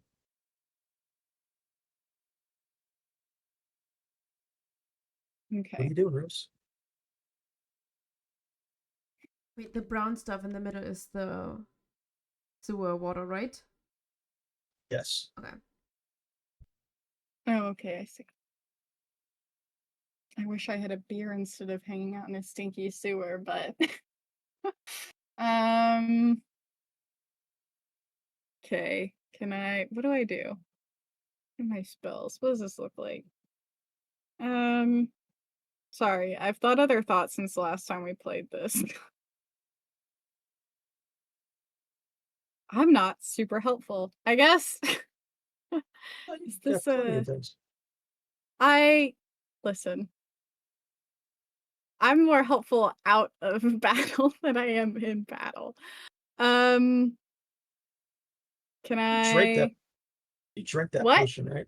You drank that potion that he Yes, gave you? I did. Okay. All right. Yeah, Okay. just So like you got one. my spells in general, like some of these are kind of a little too destructive to use under here. Like I can't really use Earth Tremor without fucking everybody's shit up, you know?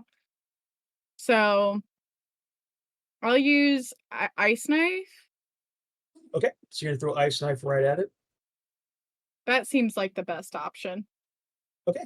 So I think you got to make a spell attack, if I recall. Yeah. So you see the spell attack button at the top of your spell tab? Got the purple thing next to it? No. So on the spell tab at the very top, there's a thing that says modifier +4, a thing that says spell attack +6. Yes. So the spell attack. So click on that purple thing. There is no purple thing. There's no purple thing? Oh. Why is there no purple thing? I don't know. Okay, I'm click on also the. colorblind. I don't know how. Okay. There's a little I don't know symbol how next. purple. There's a little symbol next to the 6. Do you see it? No. Okay. There is no On symbol the- next to the 6. Okay, that's fine. On the spell list for Ice Knife, you see where it says +6? Yeah, Hit that. I click that. Okay, I Yep. see. Oh, fuck me. It's at 12. I should really have this creature's thing up, but I don't. No, I just missed. But good news Fuck. is the Ice Knife explodes, because that's part of what it does. Hell So yeah. you did miss, but the creature has to make a dex save to figure out if it can like dodge the explosion. And then doesn't the ground around it, is it not like No. become a problem? Damn. No, not for that Damn. spell. So he needs to make a dex save beating a 14, because that is what your spell save is. Don't worry about that. There we go. So just beat it. I don't God think that damn it. is- Let me double check Alright, one more thing. on somebody this. else's turn. Oh. Yeah. Yeah, you because throw- I don't need to be getting up close and personal. So you throw this ice knife from the back of this sewer. It Mhm. crashes into the wall behind it and explodes, but this creature's just small enough and kind of just weaves out of the way of all the exploding ice shards. Little That's shit. the end of your turn, Rose. Mr. Turtle, you can't see shit. So unless you know you're in darkness. Yes. So there's really not too many ways for you to kind of figure things out for yourself unless you get a light source of some kind. Can I get Seraphim to guide my arm to where to potentially fire a firebolt? Interesting. Yeah, sure. So, Seraphim, you can see this creature. Mr. Turtle says he wants to fire a firebolt at it. You need to aim. So, how do I want to? Oh, that's a good question. And it lights up the area so I can actually take a guess of what it looks like. Yeah. So, I'm gonna say, gosh, this is a good one. This is a good. We're I'm gonna making say- his Like life the hard. DM. I love it. Yeah, I've never had anybody do this before. So I'm gonna say it's gonna be a basic dexterity check, Seraphim, to aim his hand. So on your table, you have a +2 dexterity. Yes. So So I'll just roll a D20 +2. d20 +2. Yep. That's a 20. Nice. So Theodore, I'm gonna say that is the hit for Firebolt. So I just need you to roll the damage for it. So you see That's the 1d10. 1d10? Yeah. Mm-hmm. Nice. So Theodore, you kind of actually, you know what? I'm gonna flip really quick just for I was gonna say, because I'm literally like dragging him behind me, wouldn't it make more sense Yeah, to be I on was my thinking side? about that. So this firebolt comes out from your hand, and for a moment you can see where you are. You're in this. It's I mean, it's not super narrow, but it's narrow, kind of tunnel, stone walls, a floor with a kind of rank-looking water in front of it, and then this little basketball-sized thing floating in the air back there. And you hit, and you did 5 points of damage to it. Um, um, So, but yeah, for the moment, you do see it. It's just a little basketball-sized thing. It's got this one big eye, these big, like almost metallic teeth. Very ugly-looking little thing. I'm assuming you're staying with Seraphim. I can't go away because I'm still bound to her, right? Well, yeah, she's kind of got you bound, but it doesn't mean you can't try to break it. Yeah, it's not like I'll it's still be blind a though. loose rope that I have on you, like Mhm. you're my pet. I'm just walking my turtle. Don't worry about this. All right, Mirai. Mirai. I'm gonna one of these days I'm gonna get it right. It's fine. What are you doing? A question. That Gazer can see us, right? Like I can't really yeah. sneak somewhere. No, he Oh, has okay. dark vision himself, so he can see it. Yeah, I thought so. Then I think also gonna go with a firebolt. Nice. So I first need to click the +4 next to it, right? To see if it hits. Yep. Well. That's a miss. So that Yeah, firebolt that's all. again, Mr. Turtle, almost a few seconds after you fire your firebolt, another one comes out from Mirai, and again you get a glimpse of the thing. But this firebolt like crashes into the ladder behind the gazer. Are you staying where you are?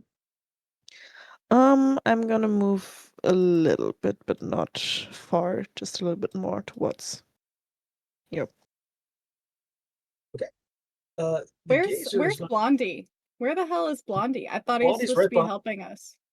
Blondie's right behind you. Runia is also with you, but for the moment, just because the four of you are here, Okay. the gazer's going to move and kind of float over the sludge, whole sludge river. I'll be so real. I've been reading that as geezer this whole time. The old geezer. Yeah, Rose is just a like old geezer. Rose is just an ageist. Yeah.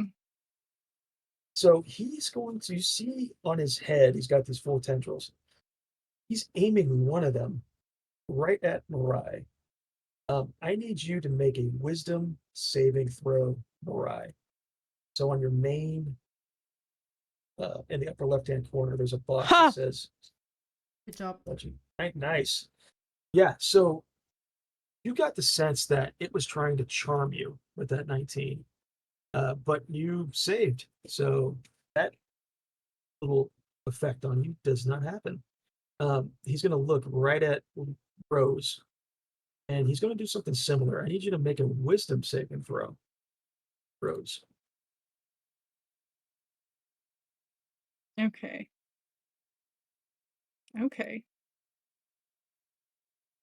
Nice. Ow! Yeah, you guys have done very well there. So you get the sense he was trying to scare you. And I laughed in his face. Laughed in his face. It's going to use its bonus action, basically get aggressive, and he's going to get right in front of Seraphim. So there's this Just little punch him like a basketball football. thing, yeah, like right in front of your face, and it's got just this big ugly eye. Looks kind of gross. But it's now your turn, Seraphim. He's a big basketball thing right in front of my face. Right in front of your face. Is it on the ground? No, he's Oh floating. no, it's floating. It's floating, Oh, okay. like right in front of her face. Can I? I wish I take it like a bat and just. Oh, I'm Out the- gonna out the volleyball park. style try to spike him. Like, wait. Like, I was gonna try to volleyball spike him, like, over here. Okay. So is that are you doing that with a weapon, or are you just doing that with your hands? Like with a bat?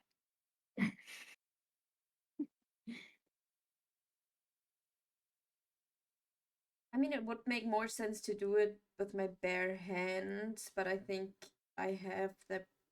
Yes, no, I'm doing it with my bare hands. Okay. So that is going to be an unarmed strike. So it's a d20 plus 6. That's an 18. That definitely hits. So that's an automatic 7 points of damage. You don't have to roll anything else. So yeah, this thing flies like right in front of your face, and almost as kind of like a reaction, almost you just kind of swat back at it and knock it back across it bounces off the ladder and lands on the ground. It's still alive, but it does not look good at all. And it's actually, because you hit it so hard, it's actually knocked prone. So whatever the next physical attack is on it is going to be at advantage. Back to the top, Rose.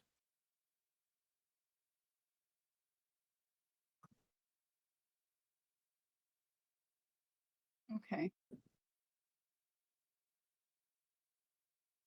Hmm.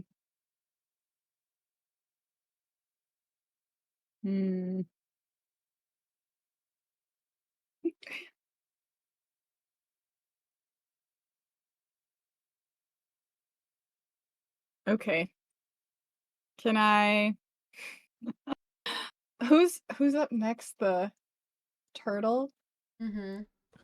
The blind man. The blind turtle. our blind turtle, can can I like use Thorn Whip and pull it towards the turtle to set it up for him to throw it back, and we're just playing wall ball with this little thing? Is that Sorry, acceptable? That's acceptable. Give me one quick second. I just need to answer something else really quick. Give me 1 second, guys. Sorry. Wouldn't He it? better be right now making me a special spell to turn all of our Just little every characters enemy into is turned- stuffies. Every enemy. Oop, stuffy. Oop, stuffy. Oop, stuffy. Yeah, I'm gonna start a stuffy collection of all the Oh little god.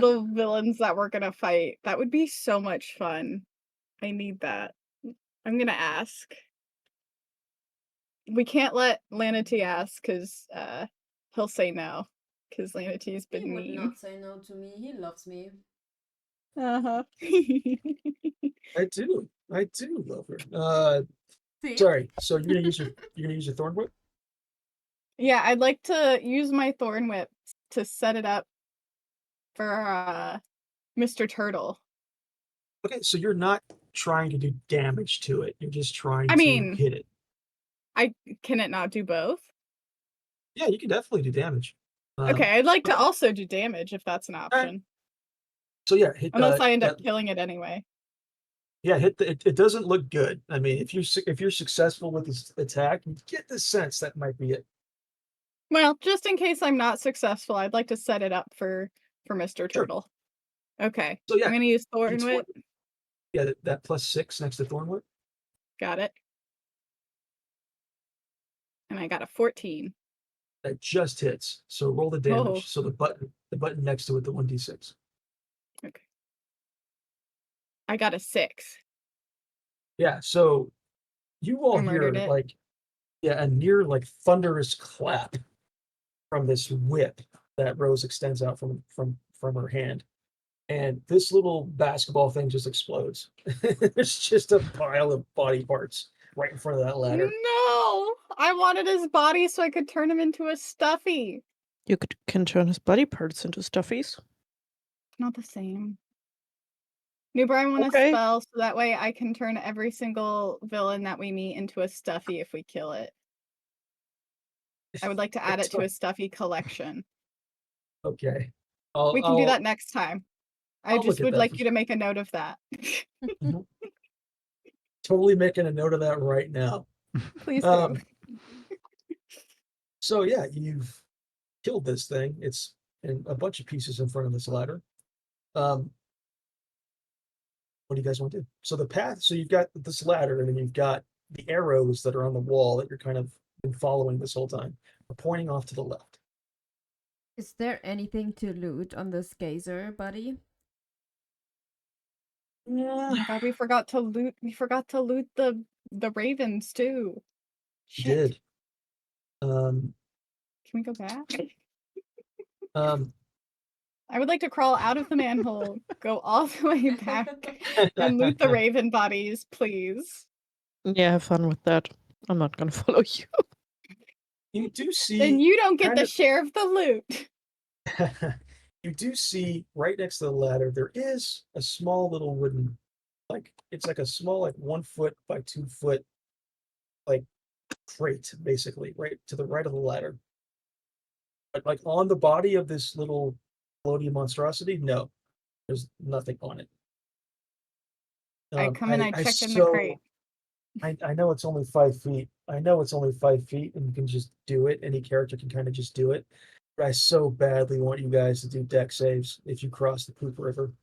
You have Okay. all the power, Noober. If you want us to do that, make No, us it's do not. it. So 5 foot is a nothing jump. Can the Okay. turtle jump over it though? Other than Mr. Turtle, because he can't see where he's going.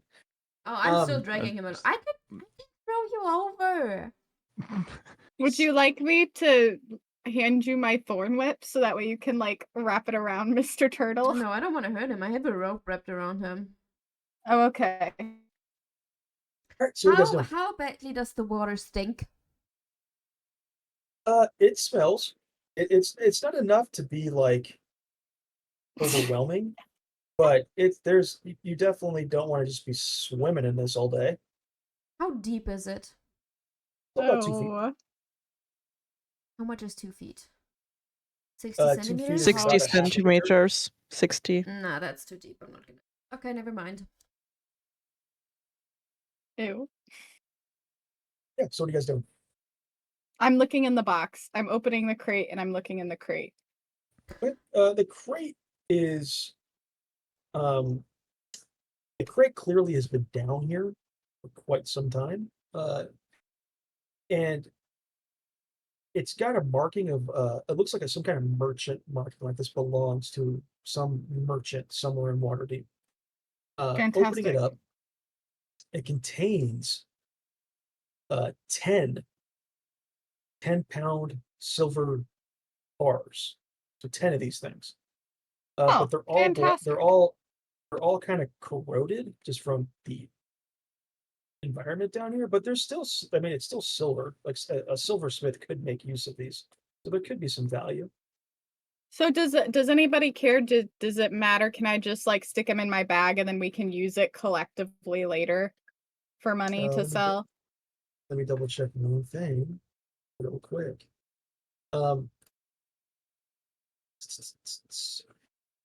You can absolutely carry some of these yourself, Rose. And each Oh, one these of are these is heavy. 10. Yeah, each one of these is 10 pounds. The carrying capacity is 165 pounds, and you're already at 100. Oh, someone come help me carry these. Who's strong? I'm just a girl. I can take them. Fantastic. We'll split them between Serathan and I. Okay, 5 and 5 each. Just as a point of, if you, because there are no silver bar items, I don't think, in D&D Beyond, but on your character sheet, and I can explain this later as well, but on your character sheet under inventory, there's a There's tab, there's a silver. button. What's up? Sorry? Wait, what did you say this was again? Silver bars. Oh, and the thing in D&D Beyond is silver coins. Yeah. Okay. There's currency that is silver, but these are specifically bars. So on your inventory tab, there's a big red button on the right side. A big red button says manage inventory. Mm-hmm. And then about halfway down the pop-up, there's a pop-up that's going to show up. About halfway down, there's a little, it's almost hard to see. It's called add custom item. Oh, I see. And in there, you can pretty much add whatever the hell you want to. So I use that to like add flavor stuff, like the stuffy, for instance. Like you can actually physically write that out, write a description, keep notes on it. You can do that for just about anything you come across in this game. So hopefully that makes sense. If it doesn't, like I said, I can explain it after the game. But just be aware you do have the opportunity to add things to your inventory. All right, so that was the box. What are you guys doing? Can I look at this weird sun-looking thing on the right? How On the much are wall? those worth? They're silver bars. You don't know yet because they're corroded. You'll have to ask a silversmith. Oh, okay. I'm sorry. What were you asking, Ryan? On the right, there's this weird sun-looking symbol on the wall. Can I take a closer look at that? Oh, yeah. I'm sorry. Yep, my fault. I said earlier the path was with the arrows was going to the left. It's going to the right. Oh, My so fault. that's supposed to be That's there. that's All the right. symbol. All My right. fault. All right. I wrote that down wrong. I apologize. If I cross this water, do I need to roll a saving throw or not? No, it's an easy jump. But you Okay. do realize in order to continue on this path towards where the Xanathar hideout is that Neverember has told you about, where his friend is, you're gonna have to get in the water. Okay. First, Yeah, I'd just so you rather guys know. not.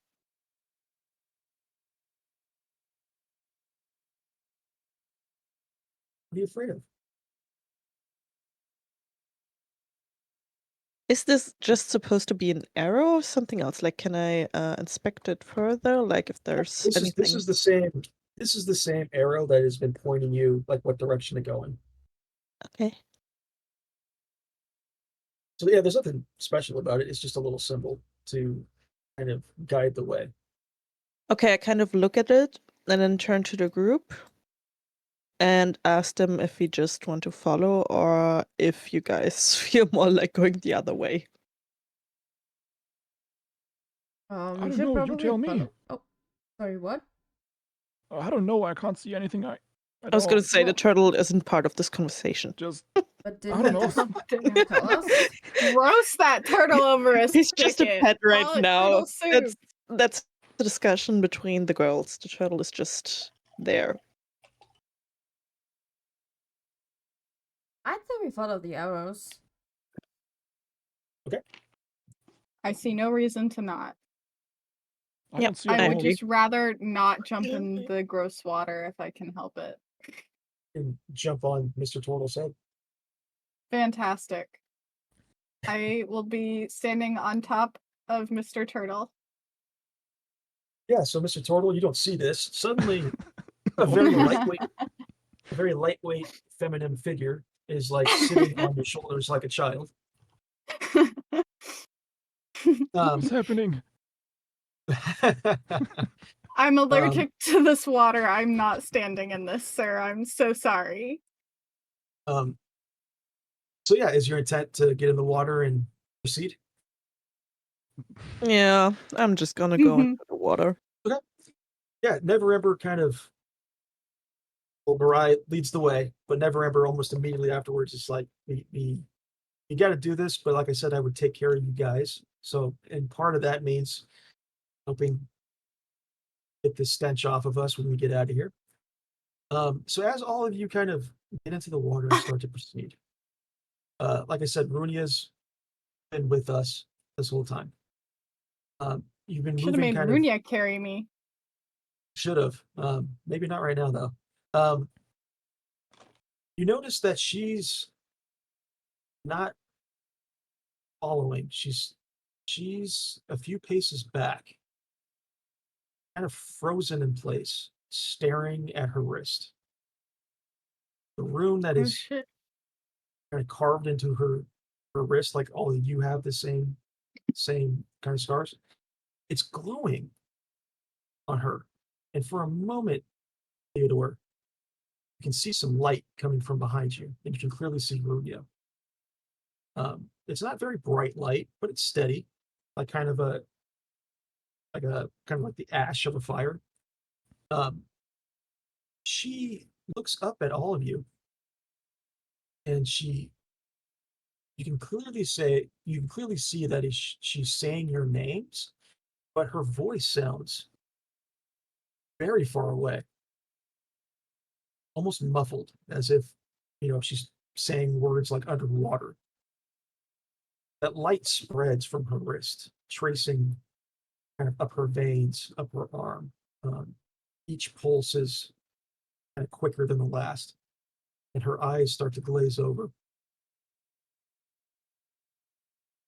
Her body starts to twist slowly. The veins that are lighting up are like impossibly moving, like within her being. Her lips move again, but the words don't come out. Like the syllables are just too jagged, colliding with each other. It doesn't make any sense. That glow kind of rises up through her body, up through her chest, her jaw, until her whole figure flickers like a lantern in this sewer. And for just a beat, she looks at you almost clear-eyed. Her face is in utter fear. And that spiral that's on her wrist starts to glare blinding white light. And with no sound whatsoever, the dust in the air around her starts to twist, starts to rotate around her, starts to form behind her into the shape of a vortex. And Sarathan, for a moment, you see, well, all of you see kind of through that vortex, and you see back into the shadow plane that you all were in earlier that day during that explosion.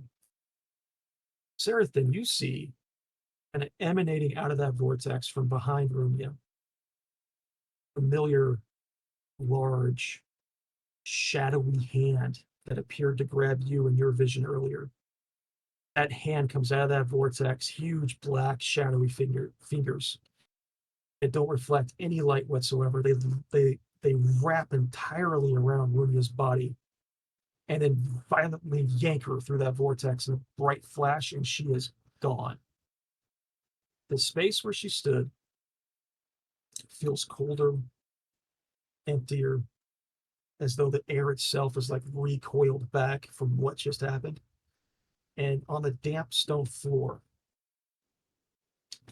the three of you, because it's dark again, the three of you see these faint lines where she was standing, kind of etched in the shape of the scars on your wrist. They look almost like shadows just burnt into the ground, yet they kind of pulsate a little bit faintly, as if these lines are somehow alive. And then the lines kind of stretch outward, upward, up the sides of the walls of the sewer, up the sides of the ceiling of this tunnel. These thin, jagged veins which don't reflect anything. They start to drip down and pool into like an ooze of black goo, kind of just spilling across the stones and like seeping into the watery sewer and heading just with the current heading south. What was once a path back through the sewer is now this like living wall of just pure shadow, kind of slick, undulating. And in the stillness and the quietness of this moment, you hear from that living wall that's blocking that path south, you can hear faintly, softly, muffled. You can hear Runia's voice. It's faint, it's broken, and it's just a whisper. You hear her say, "Help me, help me, help me," and then her voice fades. And then all of you feel that kind of, once again, you feel that kind of faint burning pressure from the scars on your own wrists, just for a few moments, and then it fades away.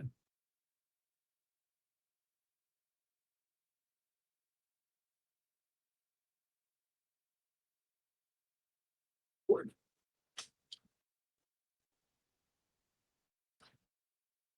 Or did I scare the shit out of you? What just happened? Turtle didn't see anything this whole time.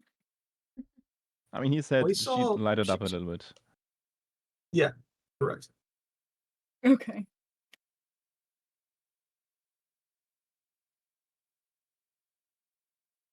Can I walk over to where she was and like touch the shadows that I've burned into the ground or stuff to see if there's anything that I can like deduct from what happened? Sure. Yeah, so you walk forward. The closer you get to where she was standing and where this kind of living shadowy wall is, closer you get, you start to feel that pressure on your wrist again, and it starts to get painful. You get the sense that the closer you get, the more this is going to hurt. Can I do an Arcana check? Yeah, you have to get close. I'll get close enough so it hurts a little bit, but not a lot of it. All right, let me drag. Give me 1 second. Where is she? There she is. So this is kind of where she was. Actually, I'll put her on the side. It's kind of where she was standing.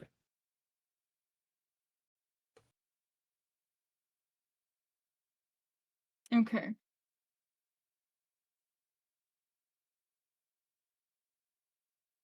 So yeah, from that distance, Rose, Mm-hmm. it's quite painful.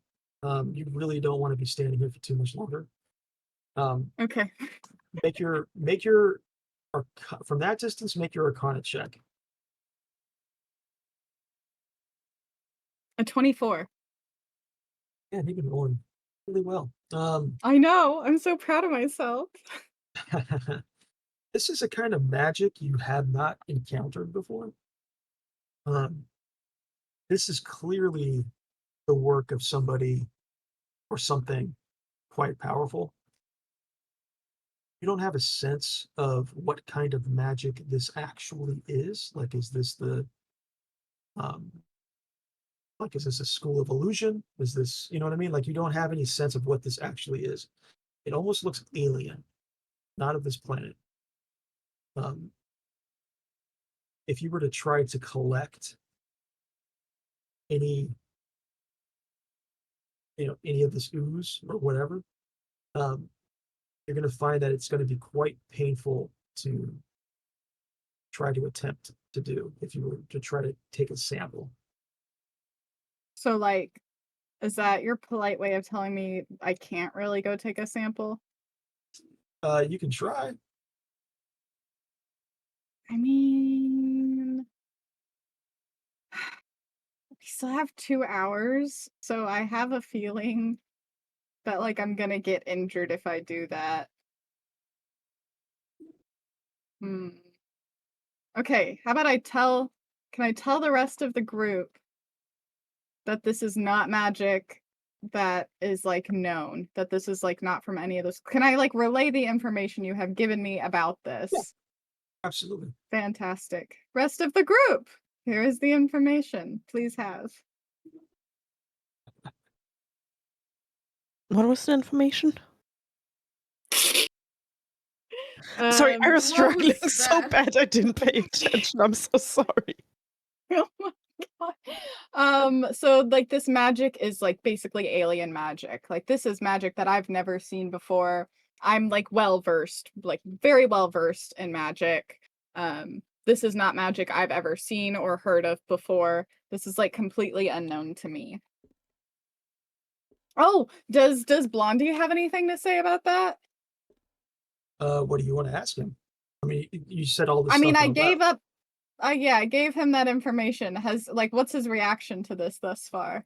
He's grossed out. He's scared. Like, he doesn't know. He Oh, pretty much tells Is you, he like, also in pain? I he's don't. a little bitch. Yeah. Well, that was quite a horrific moment for anybody to witness. Well, but he didn't help in the fight neither. I think he stays on my little bitch list.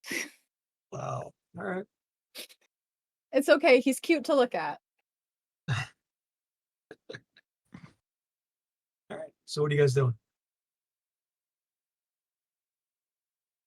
You pressing forward? I think it's about time I tell them what happened to me earlier. But Okay. I'm just telling them about the shadow hand part. I'm not telling them about where I was or what was going on. Just that what happened ended with, like, the shadow hands trying to grab me, but I somehow escaped. I don't know. Okay. So she tells you all that. That what you all saw was familiar to her. I don't know if anybody has any thoughts or wants more information. When did that happen? You know, earlier when we were still in the warehouse thingy. Is that why you were sweating? Maybe? And you didn't think to tell us this earlier? I did not think that this had anything to do with any of you guys. So no. You don't think it had anything to do with the rest of us, but we're all weirdly connected by magic, and you felt that this was something you shouldn't share with the rest of us who are connected by magic and could get hurt? Yep. You don't feel bad about that at all? Nope. I'll keep And- that in mind. And we're supposed to believe you that that's all that happened. I mean, you kept That's all that's that from us. important. Oh, so that Good to know that you don't trust did the rest of happen. us. Sorry, what? You guys spoke over each other. I did not understand anything either of you said. Well, you Everybody's just pissed off.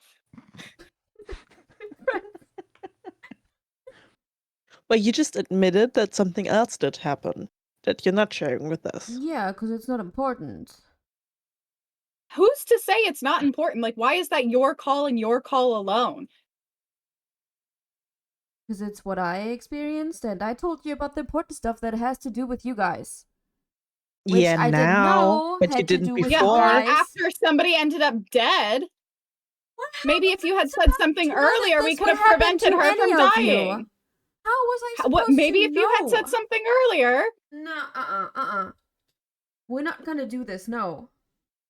Why are we not gonna? You're the one who's not giving up any information and not like sharing with the rest of the class. I told you everything that's important to you now, after this happened. But I didn't know this was gonna happen, because I thought this had something with me, there was something with me, but not with you guys. And now I told you that we made the connection. Okay, maybe there's something that has had to do with you guys, so I told you about the part that has to do with you guys. Period. If we're not gonna share with the rest of the class regularly, then we all need to keep that in mind. Since she doesn't trust any of us to tell us information, then maybe we won't trust you to share any information with you either.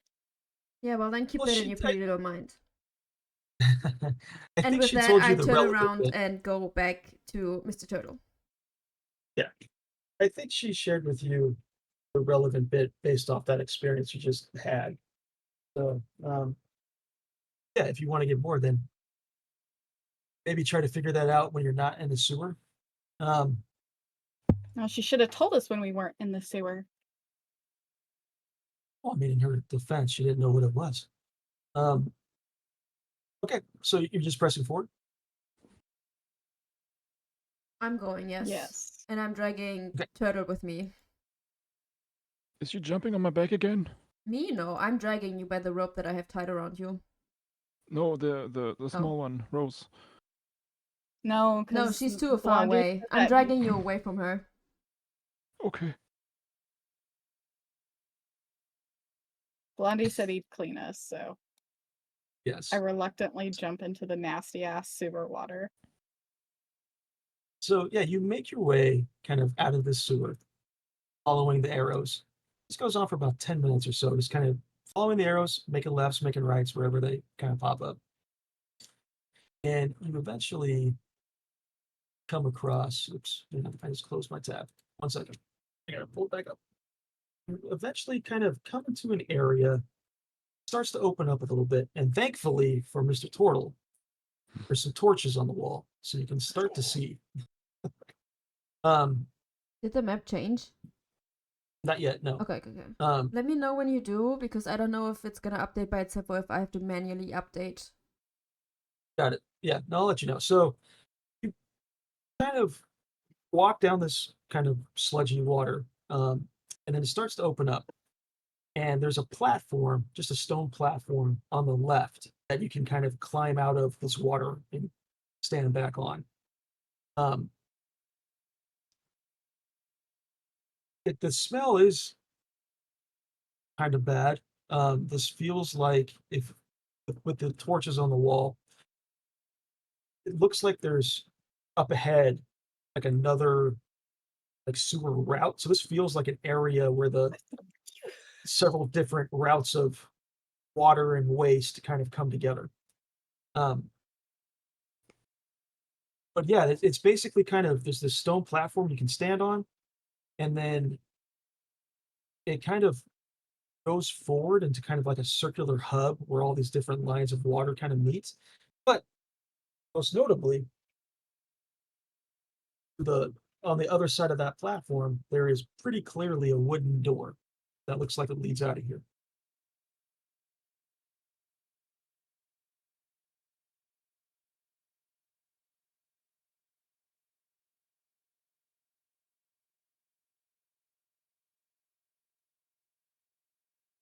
You guys want to go through the door, or you want to continue on through the sewer?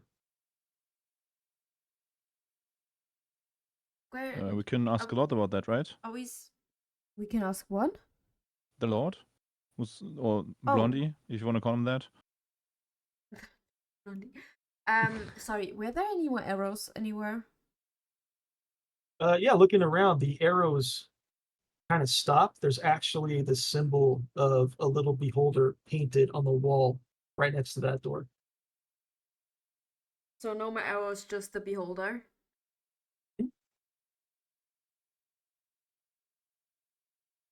Correct.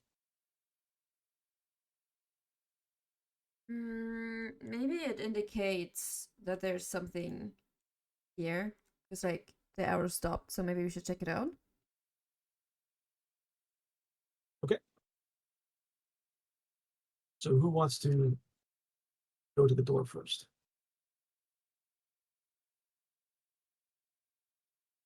I will be the brave one. I go to the door. Yeah, Is so it this Is is like- the it first still time dark or can he see now? you can see. So there is torches. Yeah. There's Okay. a couple torches on this wall. Okay. Don't even listen. I remember. I'm So yeah, sorry. you approach the door. Mhm. Is your intent just to try to open it? I'm gonna knock first. You're gonna knock first. Okay. Knock on the door. You do hear some noise, like footsteps from the other side of it, but not like necessarily like right on the other side of the door, like almost deeper, whatever's beyond the door. You hear some footsteps. Can I just open the door, or is it like I'm trying to open the door? And I can Yeah, see you if try to it's open the locked or door. not. It's unlocked. Mhm. It's unlocked and it swings right in, and it reveals kind of um, a narrow hallway that kind of elbows from this door, kind of around the corner. But you can't see because it's elbowing around. But it looks like it kind of just continues onward. This path. Mhm.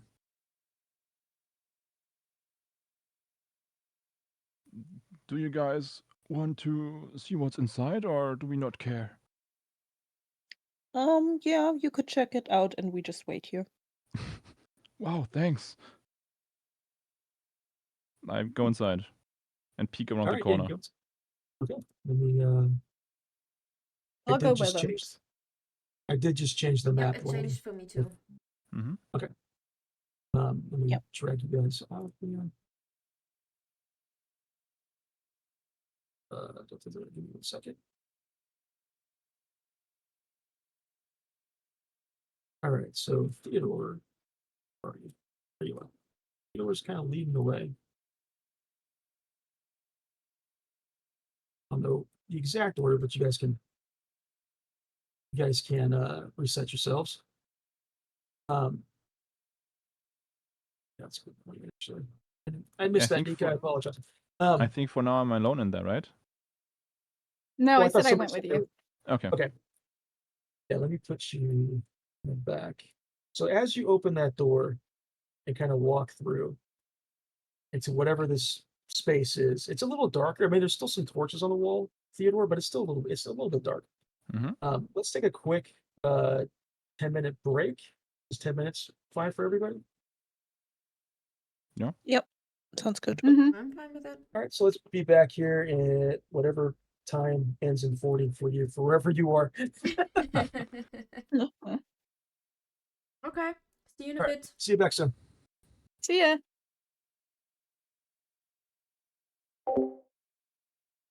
Okay, stream. Friends. Hi. I can talk to you now. Welcome in, everyone. Hope you guys are having fun.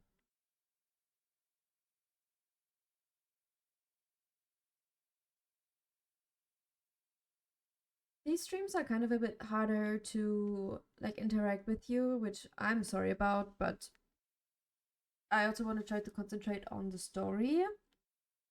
So yeah, I'll try to, when I see something like in chat or something, I'll try to respond to it. But if I miss it, I'm sincerely sorry. But if you really need something from me, either like add me or like text me on Discord or whatever.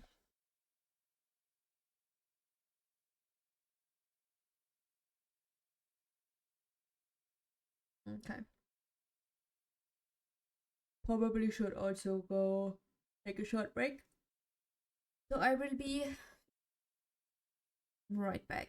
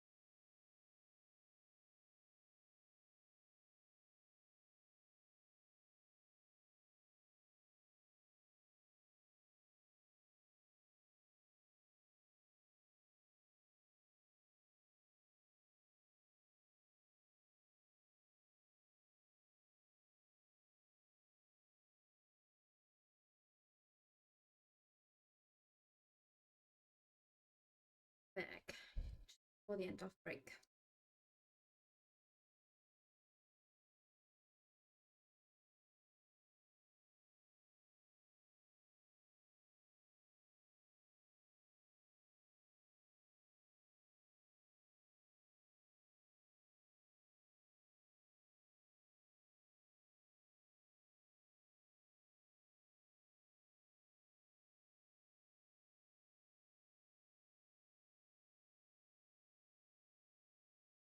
How are you guys liking this campaign so far?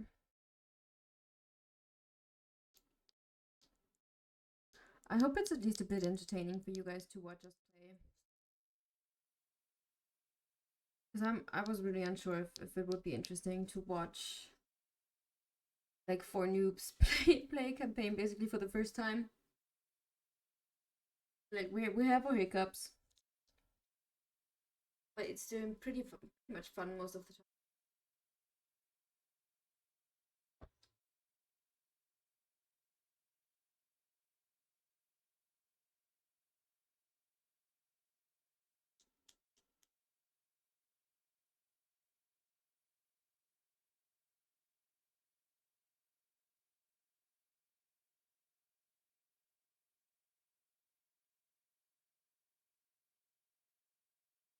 Okay, we're just waiting for the other guys to come back and then continue playing.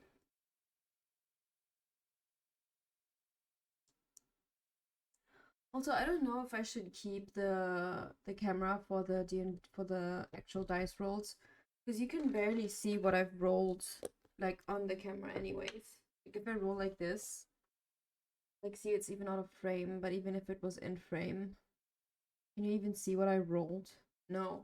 Like I would have to zoom in a lot. And then most of the time while I'm rolling, it's not even... Okay, that was on in frame.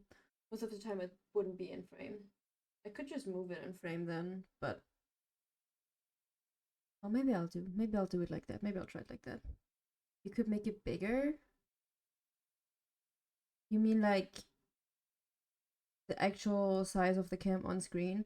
But I don't want to like encroach on like if we have something in the middle here, you know? Or did you mean like actually just zoom in like what I did? Like right here. So look at my nails. I'm getting new nails again next week.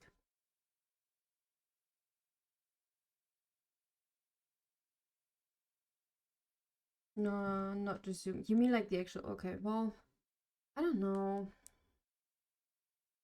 All right, is everybody ready to go? Still need a couple minutes. I'm back. We back.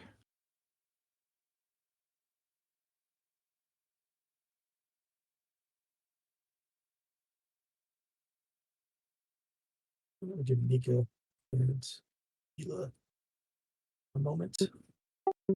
You mean like this, Domi? Domi, do you mean like this? No. I'm here. Second. Okay. For example, yeah, it works.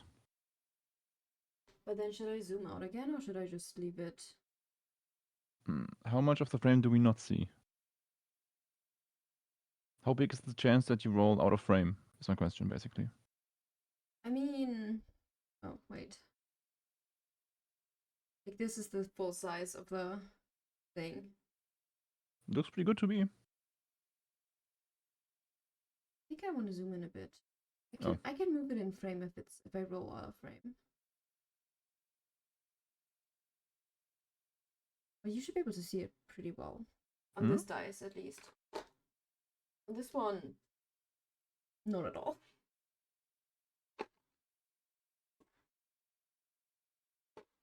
Leela, are you back?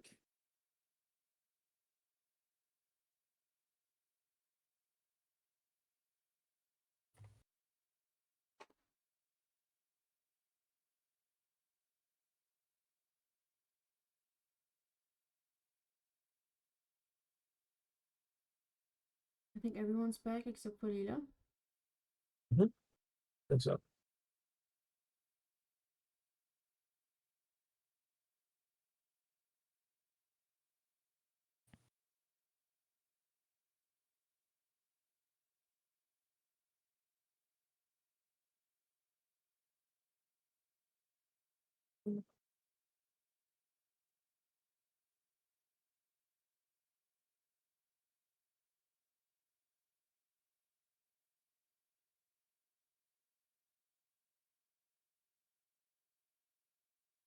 For another second or two, and then we can see.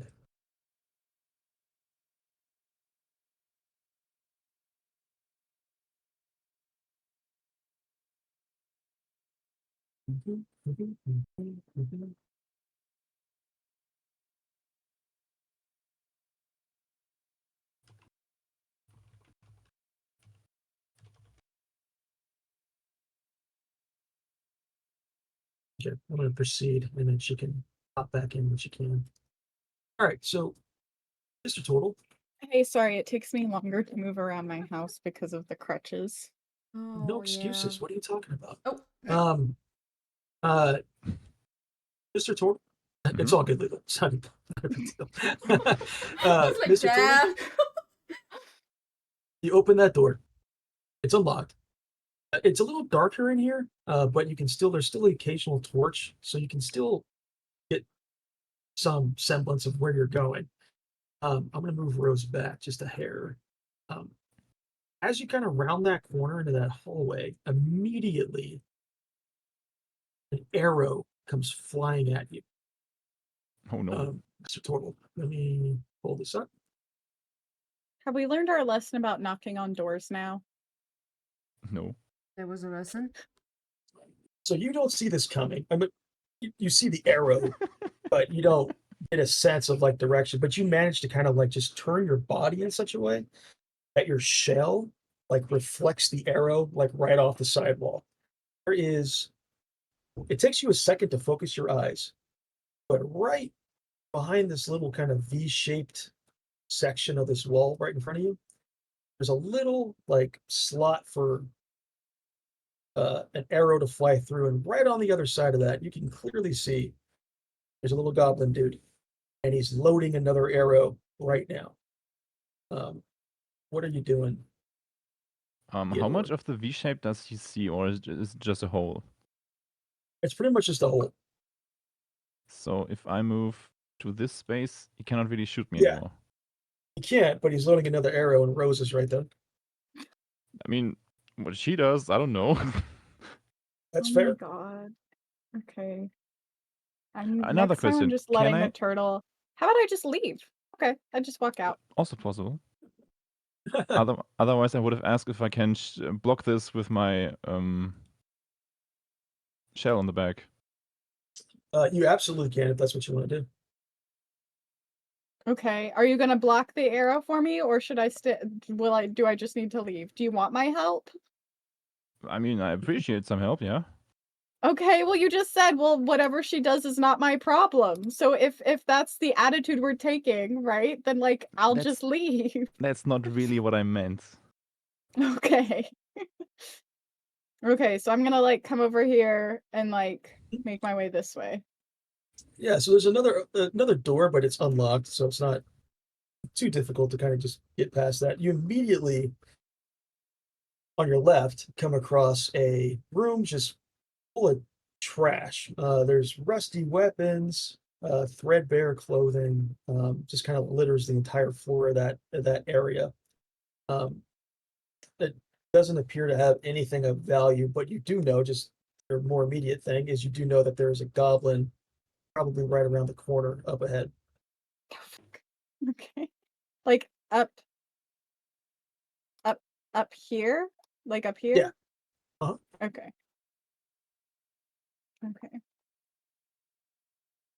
Before we end up fighting anything, I want to scream towards Seraphine. Seraphine, there's things to kill in here. We need your help. Oh my god, yeah. We'll just make this Seraphins. No, you're right. No. Well, let me Just load all of you back into encounter. So roll for initiative again, Who? everybody. everybody.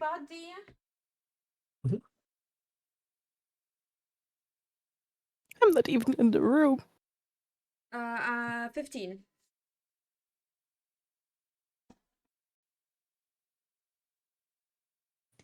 12.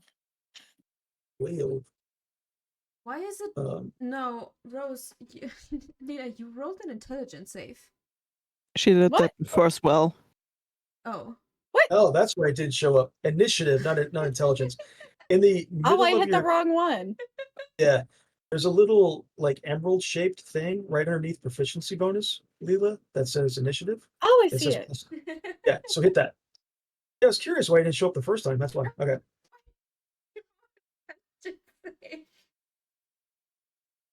Just to be sharp. All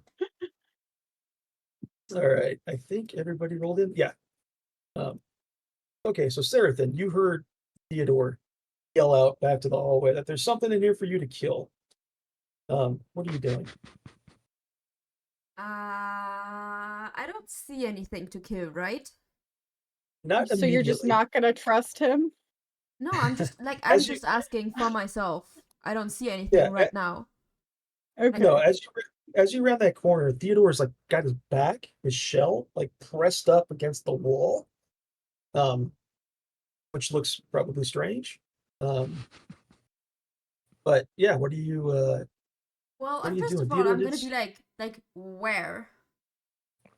Right behind me. You want me to show you? Yes. Okay, I move to the side. All right, so yeah, go ahead and move to the side. Sarathan, you see through a little slit in the wall. There's clearly a goblin, and he's got a bow and arrow, and he's ready to fire again. He's like about to fire again. What are you doing? So how big is the slit? It's about maybe, I don't know what the conversion is in centimeters, but it's about a foot or so, kind of tall, and then a few inches wide. Is it wide enough to like throw a hand axe through it?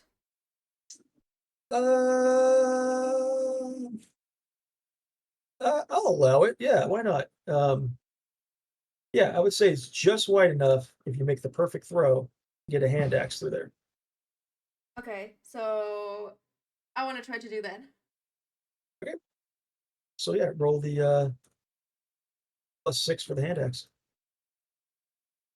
18. 18. Yeah, Theodore, you kind of slide out of the way, and almost immediately a hand axe comes flying past you. Right through the slot of that thing. Roll the damage. So that's 1d6 plus 6, right? Correct. Yep. Oh, well, that's a 7. That's a 7. All right. You 7 throw damage. this hand axe right through that slot and hit this goblin right between the eyes, and immediately you get you can see kind of through the slot, it falls backwards, and immediately it's just silent back there. You get the impression that you probably killed this little guy. I'll just take a look at Mr. Turtle and be like, any more? That's the one I know of. That's So that boring. went a lot faster than I thought. Okay. Sorry. Insane. So for the moment, it's quiet again. Just in case there's more, do you want to follow us? Yeah. I'll come. I'll come with you guys. I have a question. Yes. On the right, there's another like V-shaped hall, like where the goblin is on the right. Is that Uh-huh. also a hole from like outside? Like, yeah, right there. If I would That's another slot to fire an arrow through. okay, but So I could technically like go up there like from outside the room and look through it if there are any more enemies back there. No, yeah, you can do that. Yeah, you can do that. Absolutely. Okay, so I yell to the others to just stay where they are really quick because I'm gonna check if there's anyone else, and I'm gonna go up there and look through it. Okay, make a perception check. Yes. Well. 13. Yeah, you can look in there. It's pretty bare bones in there. You do see a dead goblin lying on the ground. There's just like random, like there's a broken chair. It's just clearly this is kind of a setup for this goblin to just kind of keep an eye on the place. Okay, so then I go to rejoin the group and tell them that the goblin is dead. So Goblin's how do you dead. guys? Right, Rose, you just investigate the body.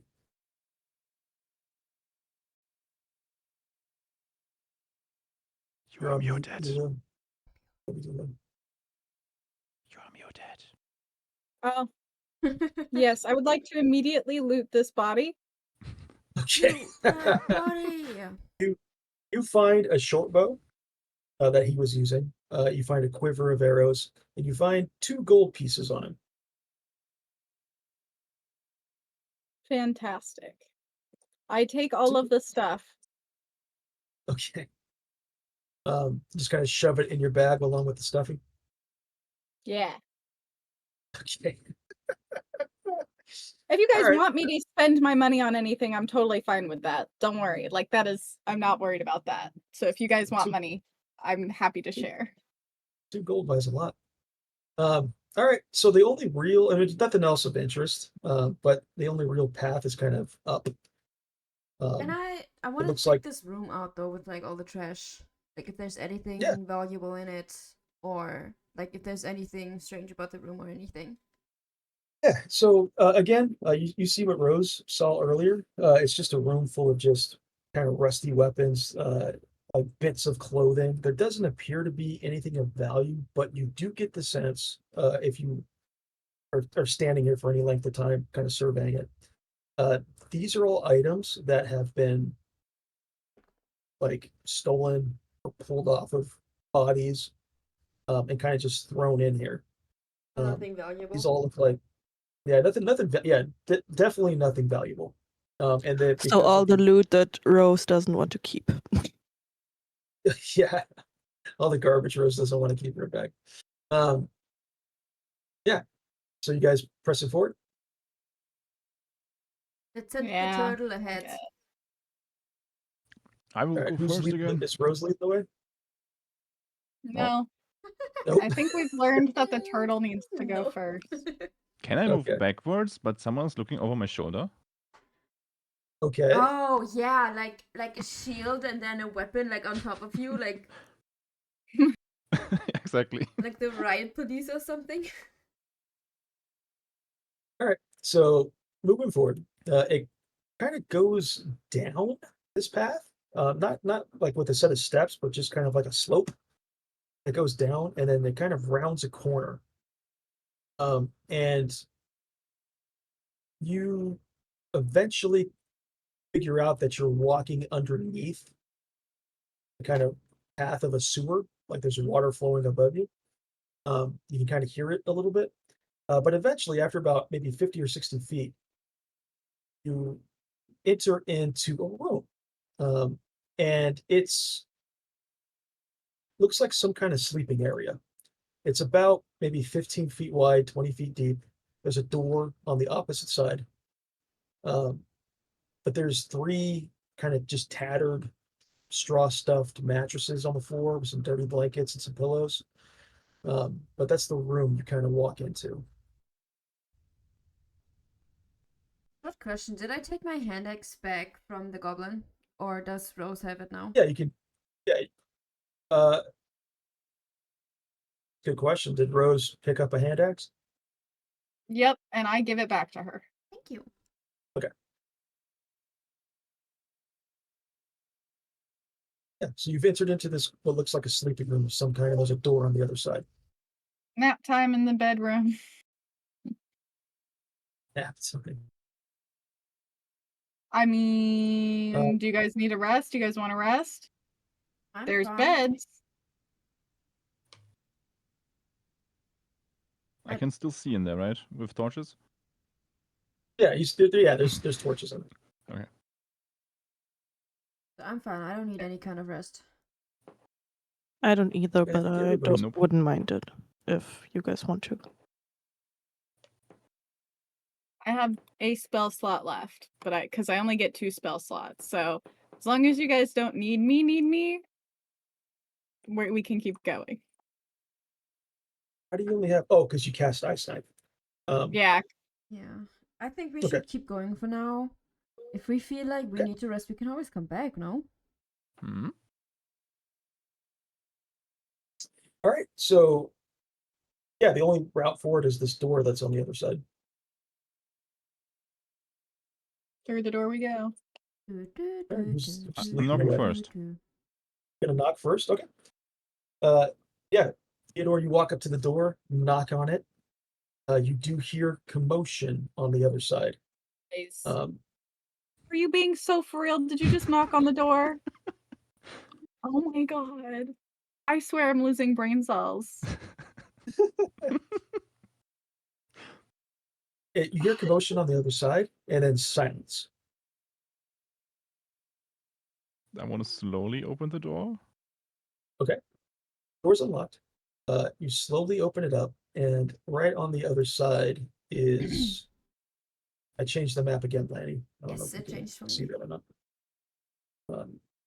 Let me not have you guys loaded already. All right, 1 second. Let me put you guys. You're right at the door. All right. So you open the door. Standing in the middle of the room, staring at you as you come in, Theodore, or at least as you make yourself known, is a tall, or no, sorry, not tall, short, stocky dwarf with kind of gray skin, bright white beard, balding hair. This is a Duergar, and a familiar face is behind him. You probably don't remember, but you met this man, Krentz, a little earlier this morning when you were at the Yanni Portal Tavern. Krentz and his goons were attacking a half-orc in the bar. Oh. This is that guy. Wait, the guy with the eye tattoos? Which clearly is what that shows in his little photo. Huh? Oh, They the Krantz immediately, dude. Yeah. Oh. The Duergar I has have the in his seat hands, full of he's ready to water, fight. like full of water. He has in his hands Must be the water. a war pick, which is Give an idea, basically comment. kind of a hammer, but with a pointy end. And the prince, kind of behind him, he's got in his hand a just curved blade, a scimitar.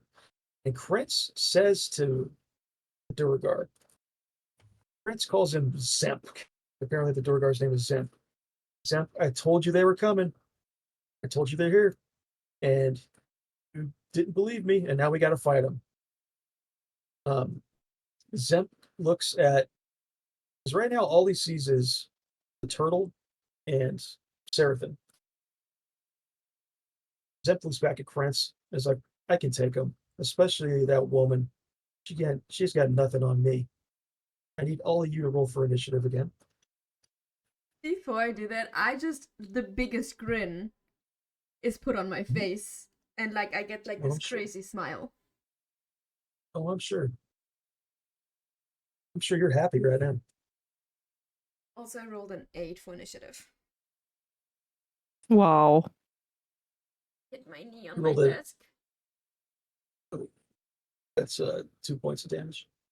Oh, damn. Well, I rolled worse. All right. So, Mariah, you're up first. You heard voices because you're not in the room yet. So you heard voices, and you get the sense that, at the very least, Theodore, who went in first, might be in some trouble. Okay, I have a question. Could I technically like move only a little bit to be like still mostly hidden behind the two of them and then like fire an arrow at Zemk? Like between Yeah. Theodore and I say you can, if you move forward a little bit to get between Rose and Seraphim, I say you Yeah, can find an okay. angle to fire a shot off. yeah, Who are then I'm you? gonna do that. I mean, Zemk is going to be your easier target from that angle. Yeah. Yeah, I'm gonna try to hit him. My shot. Okay. Oh, probably not with an 8. That misses, unfortunately. He's also kind of wearing dwarves. I mean, you all would know this about dwarves, but dwarves are relatively resilient, so they have pretty beefy defenses. But with an 8, yeah, that was going to miss regardless. Are you staying where you are? Yeah, I'm staying here. Okay, Mr. Turtle, you're up next. This little fella's got a war pick and he's looking to do some damage. I want to cast Frostbite on him. Ooh, okay. That's a cantrip, and I think he's going to make a save, if I recall. Yeah, so he's going to make a con save. It's a 14, which is what I think he needed. Yeah, he beat your 13. Okay. So frostbite fails. Are you staying where you are? I just want to turn my shell towards him. You just might turn your shell towards it. Okay. So you flip around, got your Yeah. shell up. It is now Prince's turn from the back. He's going to run forward.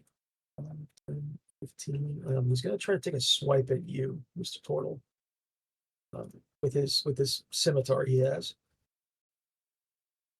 Does a 15 hit you? What is your 17 Your AC is AC. high. 17, yeah. Yeah, so he swings, and yeah, your shell, it just the sword just kind of clanks off of it. So your little maneuver here was quite successful. That's the end of his turn. It was now Zemp's turn. He's going to try to do the same. He's going to try to kind of pivot to the other side of you and try to get that war pick like onto your body and not your shell.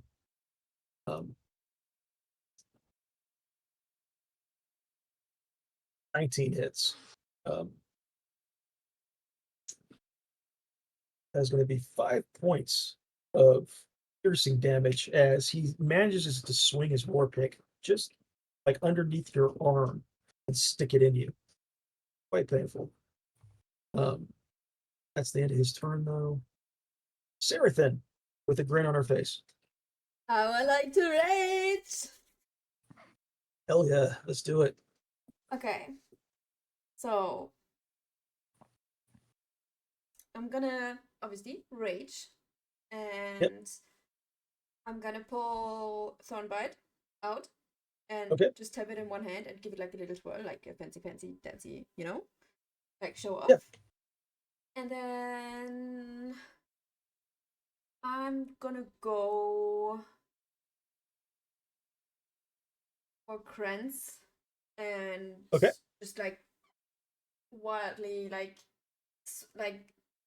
raise Thornbite up with like one hand and then bring it down, and the moment like it's like passing over my head, take my other hand to get more like momentum or like more like of a heavy blow, and just try to like I guess split his head in two from like top down, like Okay. I don't know. So if you can it makes sense. If you can position yourself like here. Oh, I was gonna do it from like right next to. You can do it from right next to him. Okay, that's up to you. Like in between, so yeah, go ahead and swing away. Like here, Okay. So yeah, go ahead and take your swing. That's a normal D20, right? Yep, D20 plus what is your that's I can't remember what your axe. An 8. 6. You rolled total was an 8? Yeah. Oof. Yeah. No, you come in with all the momentum in the world and your axe like hits the ceiling and just kind of stops you from swinging down. Are you staying where you are or do you want to move?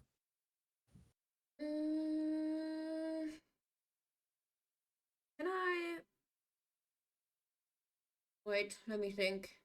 My axe is stuck to the roof? No, it like hit the ceiling and just you weren't able to get a swing off. Is Krantz distracted by that? Not distracted, no. I wouldn't say distracted. Okay, so if I try to like if I try to like slide by him to get like behind him, he would get a reaction on me? No, as long as you're within 5 feet of him at all times, then you don't get the reaction. He doesn't So get the I reaction. can slide to like right here. Yeah. Okay, then I'm gonna do that, and then that's it. All right, Rose. You're hearing some clanging and banging happening from inside that room. Mm.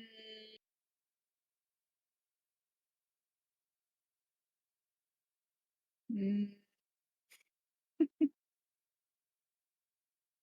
Let's see. What have I done here? What's happening? Sorry, I fucked up my page and now it doesn't look the same. Interesting. Okay, there it goes.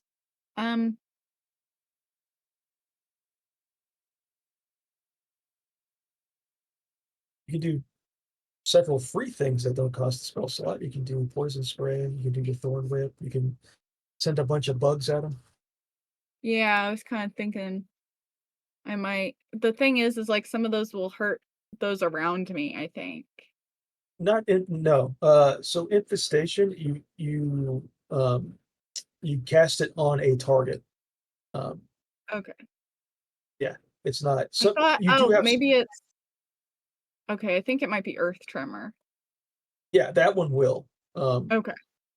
I couldn't remember. It's been a while since I picked these.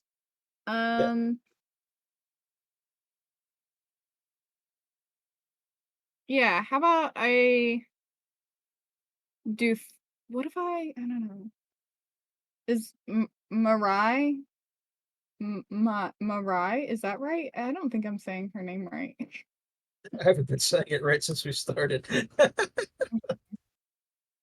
Is Marai ready to fight? Am I allowed to ask? Yeah, she's been firing. She fired an arrow on her turn. Okay.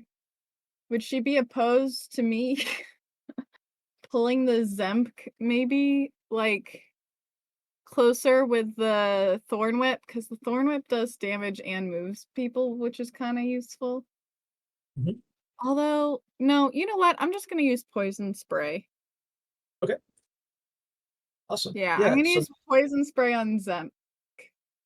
Okay, so that's the +6 next to the poison spray.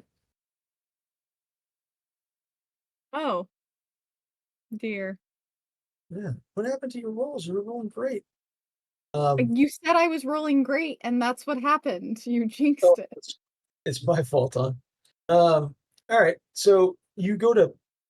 So Theodore, you see Rose kind of raise a hand out, and this kind of green putrid like fluid comes out of her hand and like goes over your shoulder. But Zemp is able to just kind of duck out of the way as that goo kind of hits the back wall. Are you staying where you are, Rose? Can I move like over here?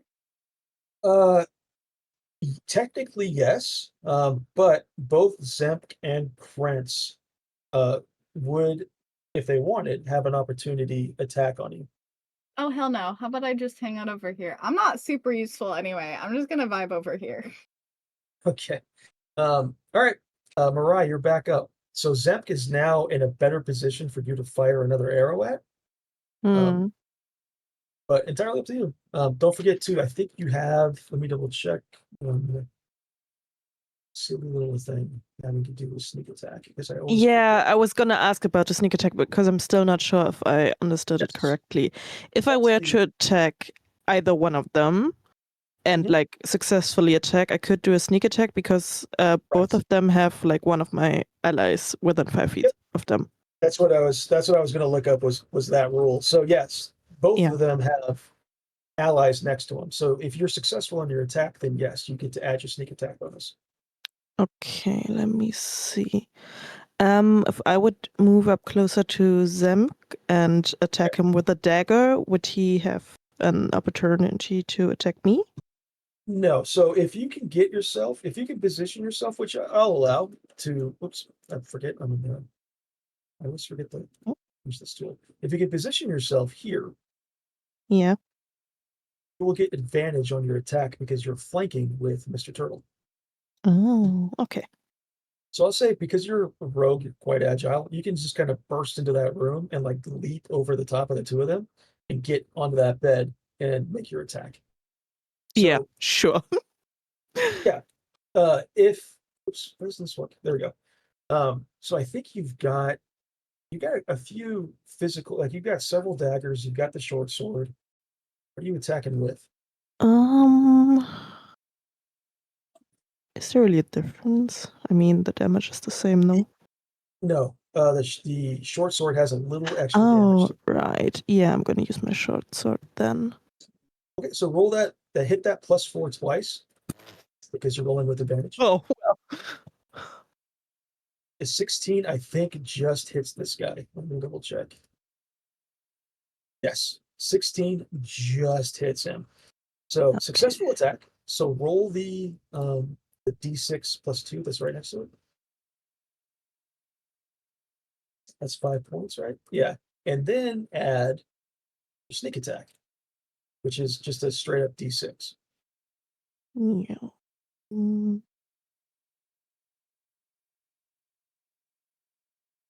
It's in, oh, there you go. So 9 points total. That was pretty good. That was I pretty did good. something. Yay.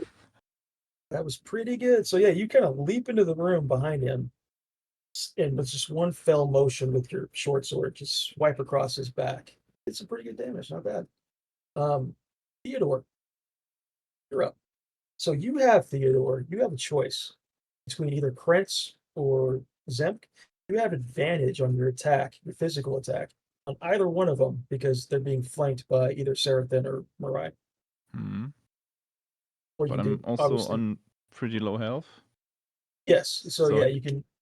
if I don't take any one of those out, they could still hurt me really badly.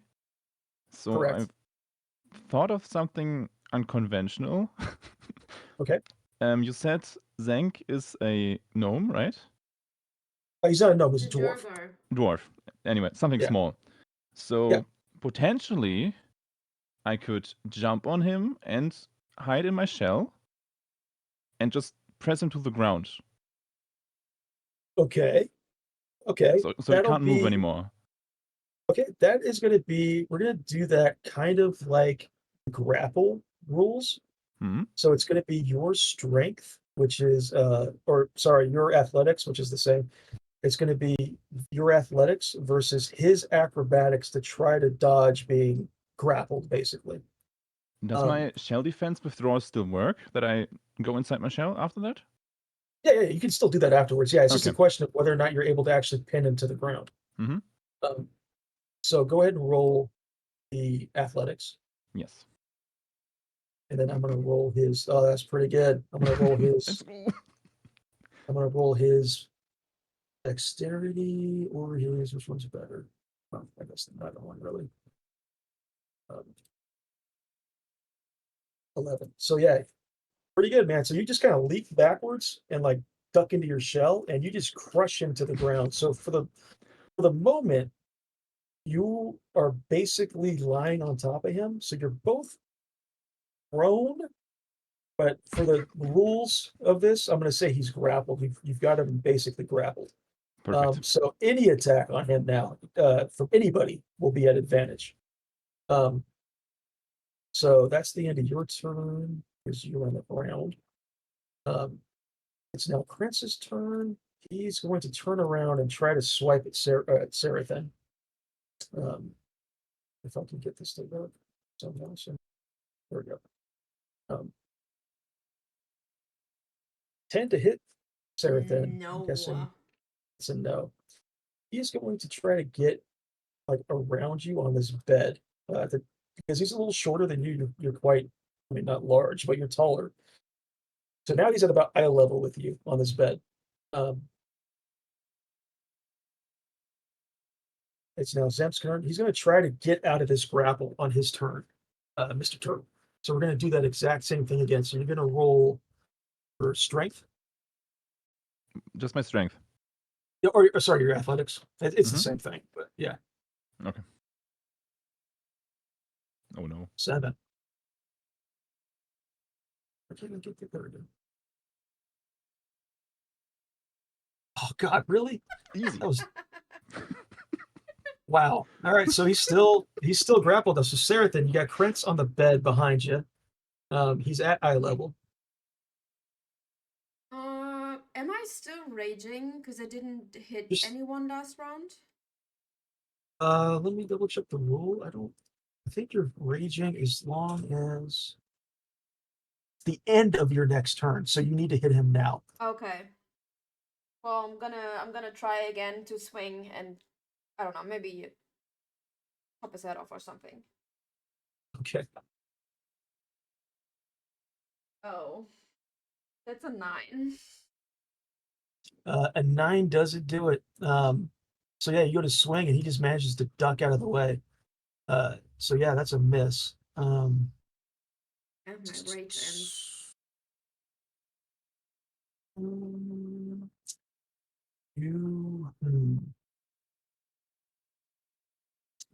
Yeah, I was just trying to think if there was any other way. So yeah, your rage is effectively over. Can I, as a bonus action, try to intimidate him and make him have a saving throw? That's what I was trying to think of, and I just don't know. Yeah, I would say the thing is, like, there's nothing that you can say that would require him to make a saving throw. I could just Uh, roar at him. Yeah, but that wouldn't require him to make a saving throw. It would just be like it would be like an intimidation check from you. Um, yeah, I think for the just because of how that works, I think your rage drops. You can still yell at him if you want, but it's not going to Nah. require him to make a saving throw. Oh wait, but it Um, says bonus action attack and extend rage. Yeah, you would basically cast it again or use it again, is what that means. So I Actually, I, wait, no. as a bonus action, extend my rage? Yes or no? Yeah. I'll look at that after this, but I'll allow it for this session. But let me find out more about that rule after this. But yeah, sure, because you didn't use a bonus action, so use your bonus action to Okay. extend your rage. But I'm pretty sure that's how that works. But let me double check after this. Okay. Thank you. So rage is still up. I'm assuming you're staying where you are. Yes. Yep, Rose in bed, having a snooze. Doing the better roses. Okay. Wow. So Could I just poison spray?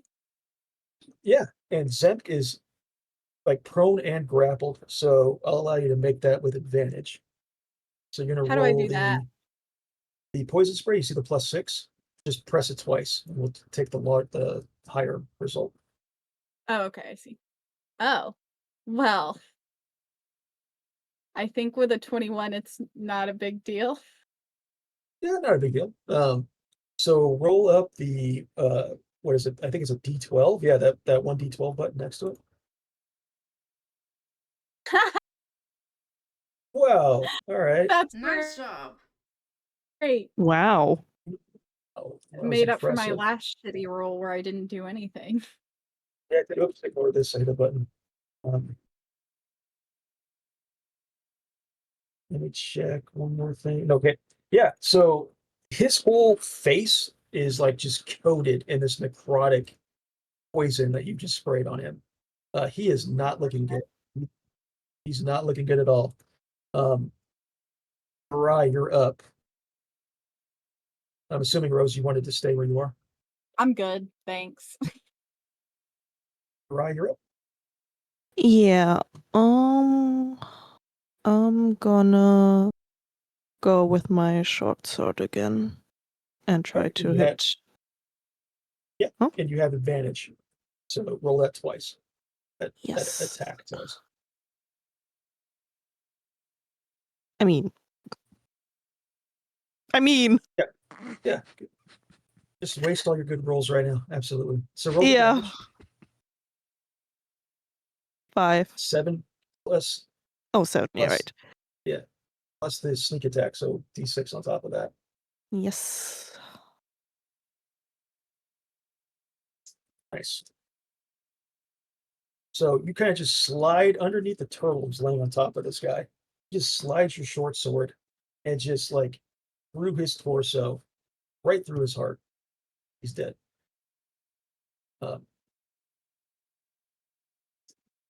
You're up. So Mirai got the killing blow. It's going to take half your movement, which I think is 30. I forget what Theodore's movement speed is. 30 feet. Yeah. It's going to take half your movement to stand back up. But Seraphim looks like she could use some help. Yeah, I will stand up. I need to use my bonus action to get out of my shell, right? I think so. For the shell, the defense. Shell defense emerge. Bonus action. Is it? Okay, there you go. Oh, yeah. Okay. Emerge. Yeah. Yep. So then I move around this far, I guess. Might be a little bit too. Oh no, you're good. 15. Yep.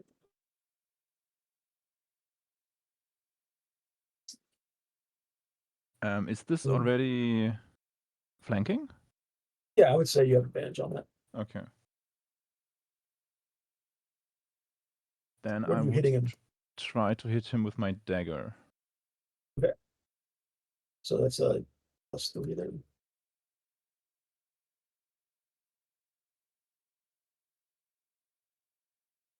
That hits. So roll the damage with the little button right next to the dagger. Mm-hmm. Doc notes. That's the first time he has been hit. Okay. That's the end of your turn. It's now his turn. Seeing Zemp bleeding out on the floor thanks to Morai's blow, and his face is covered in green goo that is slowly eating away at him. He's going to try to flee. So he's going to run to this door. Both Seraphim, I'll do Seraphim first. You have, if you want it, an opportunity attack. Yes. Okay, so that would be with whatever weapons in your hand currently, which I think is your battle axe. Yes. Or is it a Thornbite? Okay. Well, it is Thornbite, but I think that's the same. Oh yeah, sorry, I forgot we renamed that. Yes. Yeah, so go ahead and get a free attack. So that's a 16. That hits. And then, because it's with 2 hands and enraged, I do the 1d10 plus 6, right? 1d10 plus 6, and then I think it's another additional 2 points on top of that, if I remember correctly. Yes. I think that. So 1d10 plus 6 is 9, and then plus 2? Plus 2 for the race. That's 11 That's points. 11 then. Yeah, so your wish comes true. He hops off the bed to try to flee and go through. Clearly, he's trying to go through this door right here. As he kind of midair off the bed, you just swipe with Thornbite, and his head cleaves right off and like rolls into the door. Oops. Oops. Yeah, so for the moment, it's quiet again. The room you're in, it looks like another one of these sleeping areas. Important, before Rose starts looting again, I want to loot. She's not in the room yet. We need to be quick before she comes into the room. Well, I don't know how much room has left in this bag. She's got silver bars. She's got this stuffy. She's going to need a wheelbarrow at some point. No. All right, let's. Since you brought it up first, Mirai, where are you going first? Them, because I killed him. I want to see what's there to loot. Okay, yeah, he's wearing, and it's not going to fit you because he's a dwarf, but he's wearing, pretty good plate armor, pretty pristine, plate armor that you just know, like a blacksmith would love to have this set. It's probably worth something. How much it's worth, you don't know yet. You have to go to a blacksmith. But yeah, it would take you a few minutes, but you can peel off his armor and like try to fashion it into something you can carry. Sure. Okay. You also find a coin purse on his person that has 13 gold pieces in it. Wow. and that's what you find on him. Would like to loot this body. Krantz over there, okay. How much Oh, weight or what should I add for like the armor thingy? okay. Let me look that up real quick. Sorry. Gotta be better prepared, nowhere. If you give us stuff, I know I was. give us the weight. Yeah, no, I wasn't planning on this. Oh, were you planning on killing us? It weighs. It's in D&D Beyond. Ika. Yeah. If you go to the inventory tab, click on Mhm. Manage Inventory, Mhm. and then at the very top where it says Filter, if you just type the word plate in. Oh no! Wait, hang on. Why didn't that work? I spelled it. Yeah, if you just type the word plate in there, there's Mhm. one item about halfway down. It says medium armor half plate. Mm. Halfway down. Yeah, it's in white. It says half plate. Medium armor. Yeah, half plate. Yes. Yeah, so you can hit add to that, and it says in there if you click on it, like how much it weighs. Mm. Ignore. I hate that they do this because it's not always accurate. Every item has a cost associated to it. So you'll see the cost for the half plate says 750 gold pieces. That's if we're buying it yourself, not necessarily what the sell value is. So just keep that, that's a rule for everybody. So just keep that in mind. Okay. So you can add it from there. He's also, before I forget, I'm sorry, he also has weapons, but they're not. He's got this war pick, which is basically a big hammer, and then he has like one javelin which you can throw. But Yeah, that's not really my style. Rose. Krantz over there. Wolf thieving Krantz. Yes. He's got a kind of curved blade called a scimitar. You probably know what that is. And then he also has a crossbow. That's it. He's not wearing any. He's just wearing clothes. He's not wearing any particular armor. But he too has a coin purse on him, and he's got 7 gold pieces. He's got how many? 7 gold pieces. Fantastic. I'll take the gold and then offer the weapons to anybody else if they would like them. Okay. I'm good. All right. Let me get these guys. Does All right. anybody want them? No, not really. Can't use them anyway. I don't know if that's something I can use. You can technically use anything. It's just a question of whether or not you're proficient in it. If you're not if you grab a crossbow and you're not proficient in it, then it's at disadvantage. Your attacks with it will be at disadvantage. Yeah, that's what I mean. Like, I have no So idea what I'm proficient in. yeah, it's in the on your character sheet on the lower on any page on the lower left-hand corner is a box that says proficiencies and training. So Rose, you have proficiency in simple weapons, which I think actually includes crossbow. If it does, I take the crossbow too. I think. Don't hold me to that. What is it? Simple.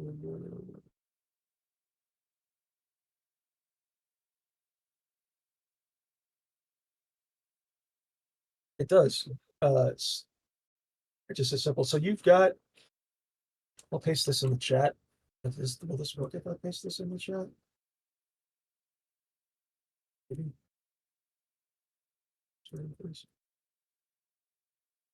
Oh, that does work. Okay. There's the list of simple weapons, and crossbow is one of them. So same thing, Rose. If you're gonna, you can use a crossbow. If you're gonna use it, you can add it to your inventory. Okay. If Cool. you know, if you and again, it's the light crossbow. Light crossbow. Yep. Okay. So there's nothing really else in this room that you're in. There's a door that leads kind of the direction that Krantz was trying to run. And then there's another door, looks like to a smaller room. Can we short rest? Because I can't rage anymore. Yeah, if you want to. How All long I does a see- short rest take? An hour. All I see are like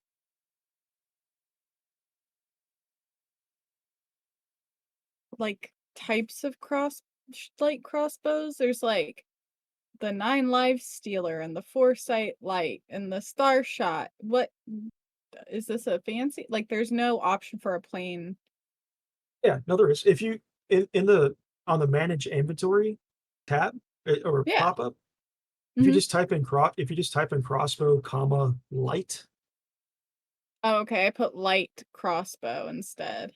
Oh yeah, that's why, because they put the terminators after what the thing is in D&D Beyond.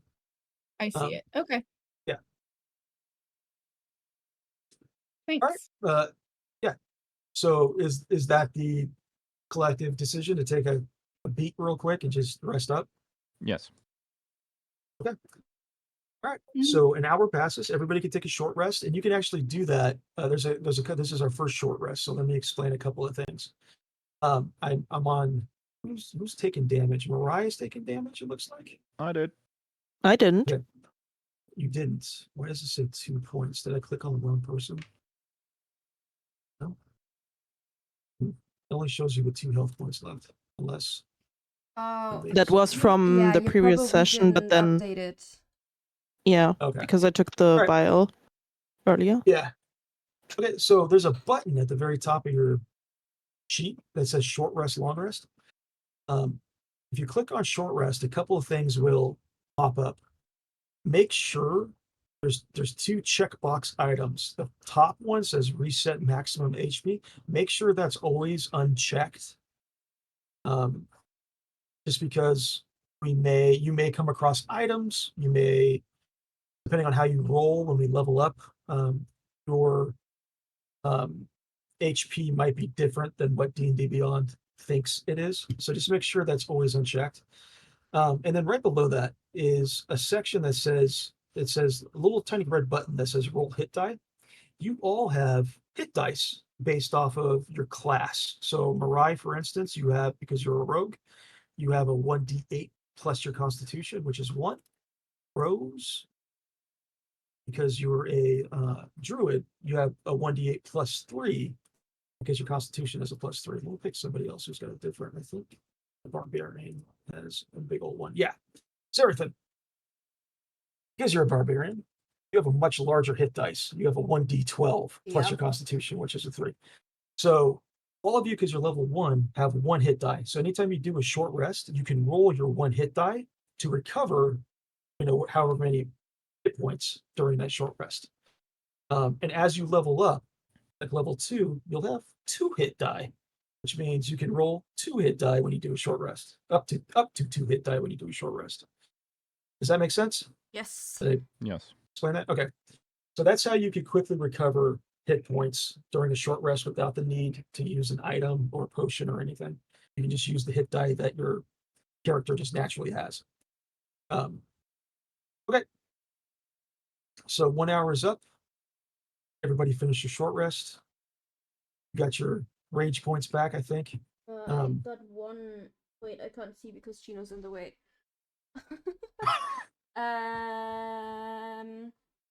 It didn't reset.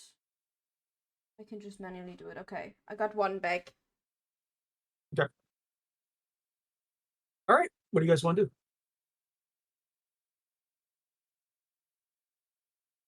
There's 2 doors. There's a door that kind of leads. Looks like it leads out, but that's the door that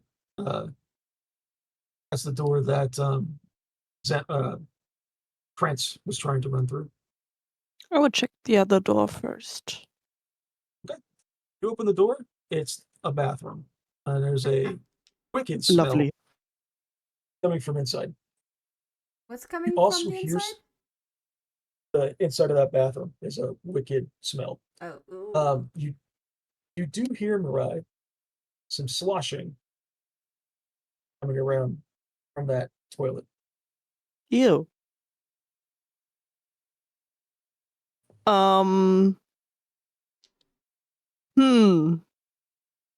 Mr. Turtle, Hmm. do you want to come over here? What is wrong? Um,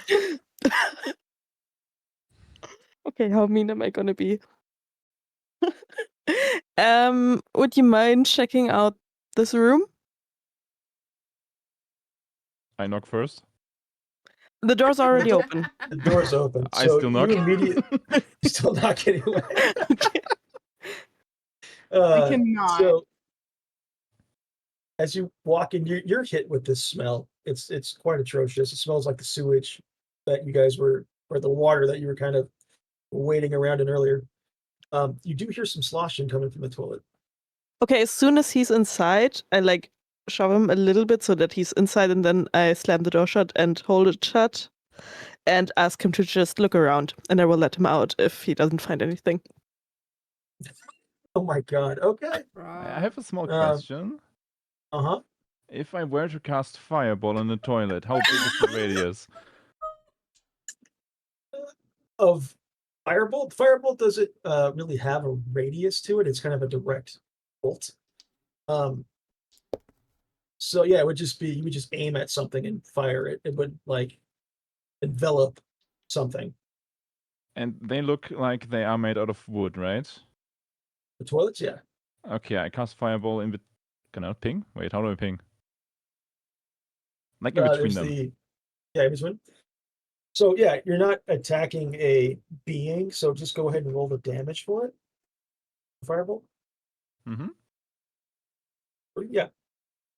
So you cast Firebolt like right on these wood planks, and it doesn't do a whole lot of damage, but the toilets kind of crack, and like water starts to kind of pool out of it, and the floor heading your direction. And then slowly but surely, a very kind of gray, oozy like substance like crawls out of the top of the toilet slowly, like trying to dance around the fire, and is slowly starting to make its way towards you. Mirai, there is nothing here. Please open the door. You sure about that? Yeah, of course. Okay. I open the door a little bit and peek Okay. inside. As soon as I see the door moving, I crash out. Okay, I see the gray ooze and slam the door shut again. Well, before we do that, Oh no. Orion, make a dexterity saving throw. Oh. Oh my god. This thing leaps off of the toilet. Like as you're starting to slam the door closed, it leaps off of the toilet and hits you right in the face. Oh. Deserved. Keep in mind this thing just was inside of a toilet.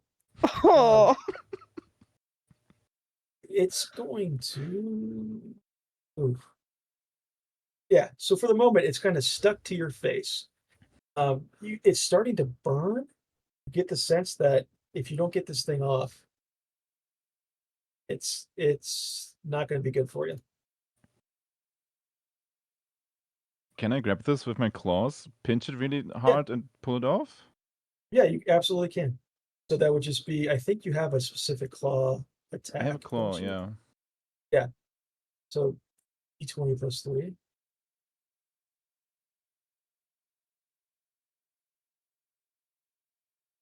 $11. Let me double check one thing. Yeah. So you're able to grab it. You're able to grab it. It's off of her face, and Mariah, like the whole side of her left face, is covered in this kind of ooze, and then there's let's just say matter stuck to the ooze that she No. probably doesn't want on Oh. her face. But this thing is in your hands now.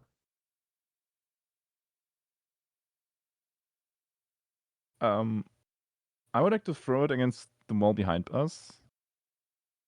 Like back in the toilet? Oh no, back over there. Okay. To the two beds, yeah. Okay.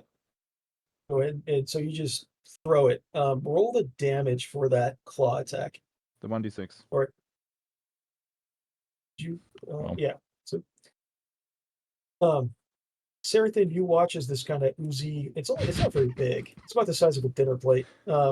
just kind of gets slammed up against the wall and is slowly like sliding down the side. For the moment, you're okay, except for maybe Marai, who's probably not doing well right now.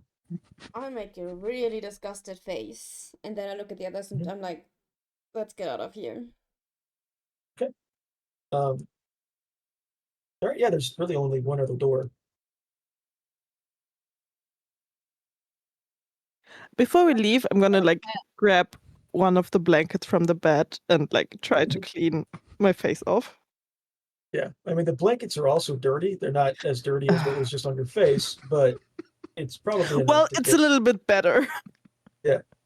What if I go Okay. digging around in my bag for another handkerchief? Yeah, please. And does anyone have like any water or something? I'll dig She around might in my have bag another... and find a handkerchief, but instead of roses, it's patterned with lilacs. And I hand it to her. Thank you. I will clean my face.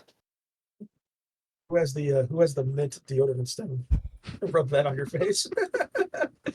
All right, so Mr. Turtle, you're right in front of the door. I knock. We're not gonna make that thing a Nothing. pet, or we're just gonna ignore that. Okay. I can bring it back if you want. No, thank you. Why do you want a pet ooze that was in the toilet? What's wrong with you? Be useful. Maybe he's nice to me and not to them. If you want to You wanna touch find that, out? Whoa. Not really, because Nuber sounds kind of mean right now. Sounds kind of mean. It's an ooze that was living in the toilet. What do you expect? I'm determined to befriend whatever I can. I'll keep that in mind for the next ooze I come across on the toilet. By the way, I'm never opening any doors again for the rest of this. You have to knock first. Well, if you want fucking nothing. Oh my god. So you knock on the door. Nothing. You don't hear anything from you. You hear some like water like flowing, but like that's the same sound you've been kind of hearing this whole time. But you don't hear, yeah, but you don't hear anything like specific. Like you don't hear any voices or footsteps on the other side. Okay, Just I go open the door. through. Can I start leading if it means that I can prevent the fucking turtle from randomly knocking every? Yeah. Because I would Yeah. like to make some other decisions outside of immediate fight. You absolutely could. Okay, so you walk through. It's a set of stairs that goes, if Rose is leading the way, yeah. A set of stairs that leads down underneath the sewer. It goes for quite a distance, maybe about another 50, 60 feet, and then you get to another set of stairs on the other side of this tunnel that go up. And let me change the map again.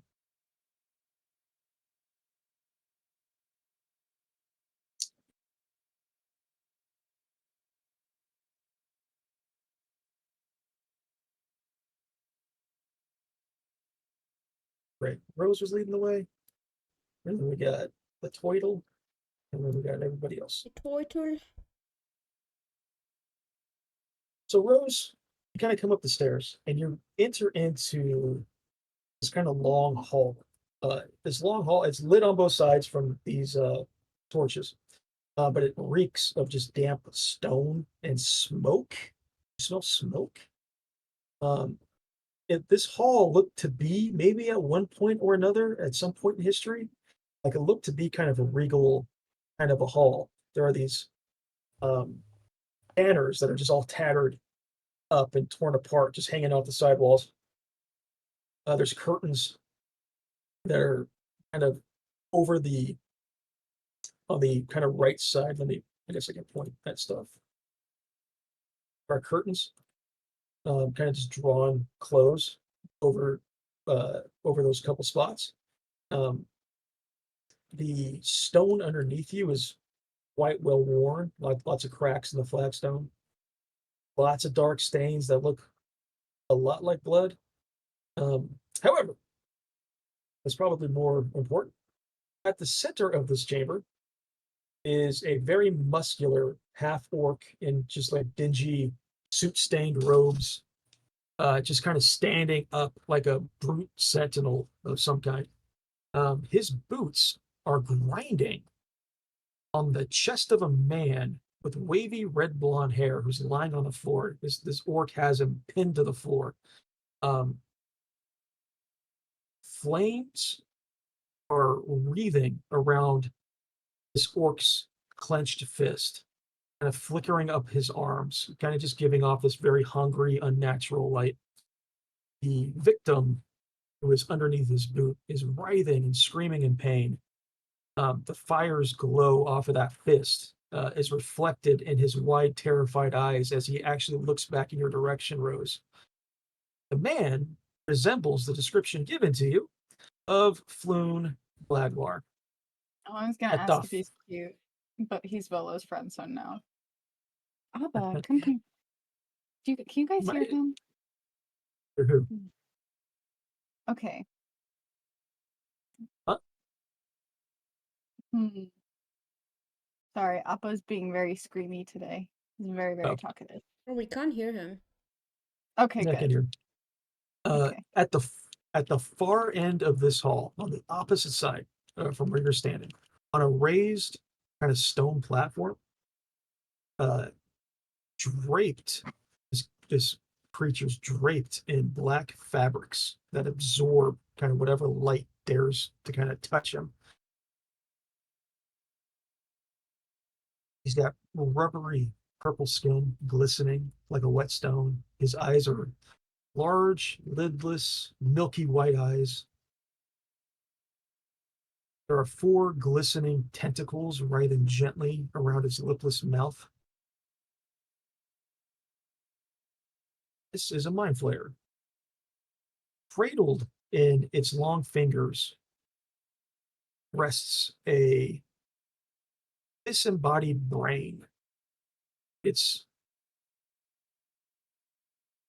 and it's got legs that are just kind of pawing at the air in front of it.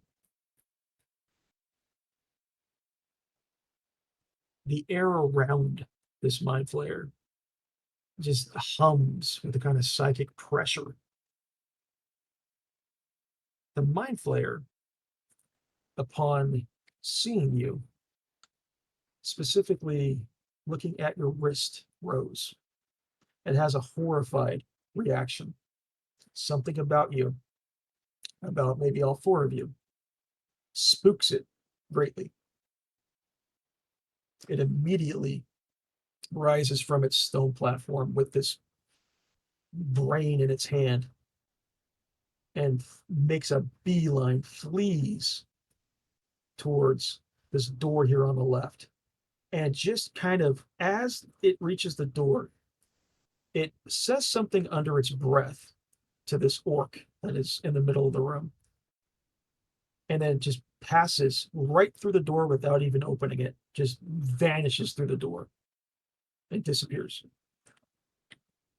I have that effect on people The sometimes. orc, the orc takes his foot off of Floon and turns to face you. Both fists are engulfed in flames. And that's where we're going to end it. No! What a cliffhanger. You can't do that to us. I can, and I will. We have to wait a whole month. It's gonna be more than a month. Why would it be more than a month? What happens next month? Well, it's gonna be like end of October probably. Oh, Why not the first October weekend? yeah. I thought because of you we couldn't play. I told you the first October weekend is fine, but the second and the third aren't good for me. Okay, we'll talk about it. We'll talk about it again. So, just to have a little bit of fun, and we can. I know it's late for the Germans. It's not even And midnight. there's different. Late. Well, I don't know what's late for you guys. Late for me is midnight. Saturday. So you all have leveled up to level 2. Yes. Yes! The way that this is supposed to work, and I've never done it this way, but if there's any DMs in your Twitch chat, they might be screaming at me right now. For a level up to take effect, you usually have to do a long rest first. And that's normally how I try to play it. But leveling up is fun. You get cool shit. I'd rather you guys have cool shit to play with when you're about to fight a boss. So We can do all of this offline in terms of walking through how to level up, what things to take, blah, blah, blah, blah, blah. But there is one thing that I want you all to do right now. And just, you'll have to either write this down for later or just make note of it. But we're going to roll our hit points and we're going to roll our hit point increase. So I'm just going to go kind of one at a time with my tabs that are open, starting with Mirai. So Nika, your hit die is a 1d8 plus 1. So go ahead Yeah. and roll 1d8 and add 1 to it. Yeah, wait, I want to do it with my actual die. Okay. And if you roll a 1, you can re-roll it.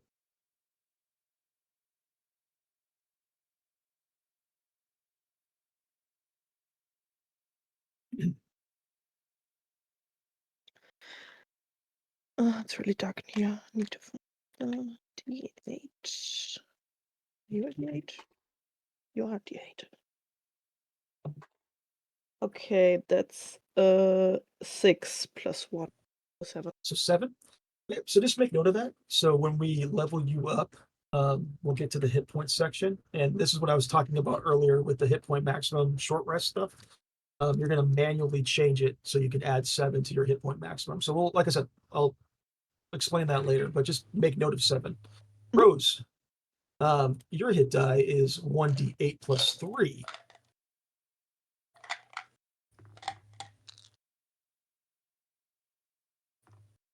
Okay. Uh-huh. What did you say we did if we rolled a 1? Re-roll it. Okay. Thank God. Where do you see Oh, your hit no die? way. Okay, plus 11. Oh, you maxed it out. Nice. I So yeah, did. just make note of that. Just make note of it. Just Yeah. write that down somewhere. 11. Sarathan, your hit die is 1d12 plus 3. Yeah, but where do you see that? If you just click on short rest on the top of your character sheet, Oh, so just there? yeah, Okay. I mean, I knew. it just says Okay. barbarian. Yeah. So it's 1d12. So 1d12 plus 3. Fine. Just make note of that. And then last but not least, Mr. Turtle. Yours is 1d6 plus 1. I rolled a 3 plus 1 is 4. So just make note of that. Make note of those results, and then I'll explain. I mean, leveling up's not too hard. Once you do it once in D&D Beyond, it's kind of easy. But I'll explain like where to put the hit points and stuff, and then give you each some notes specifically about level 2 from your class. Because I think Rose. Let me double check. I think Rose, for instance, you get to start to do wild shape stuff at level 2. Anyway, so yeah, that's where we'll leave it, and then we'll pick this up next month. Hope you all had fun. Amazing. Yeah, as always. Thank you so much, Yes. Hubert. Thank you. Yeah. Thank you. Yeah, you're welcome. You guys have a good night, and then we'll pick this up again later on. Okay, thank you You guys too. for playing today. See you around, everybody. Bye Bye-bye. bye. Bye. Toodles. For everyone just dips. Okay. But I rearranged like everything on my stream so I can see shit better. Now I have to rearrange it. Okay. I think that should be fine. W session, yes! Thank you so much again, everyone, for playing and hanging up with us. Let me find the right so I can find someone to raid.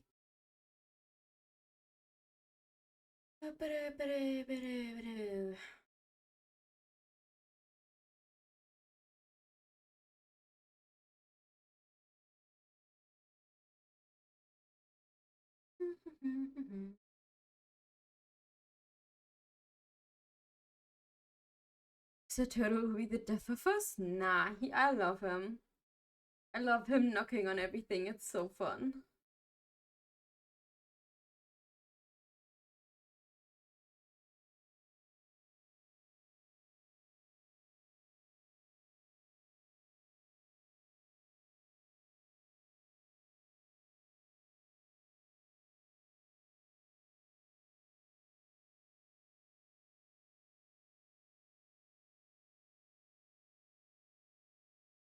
Okay. I'm gonna go send you guys to someone else who's playing D&D right now.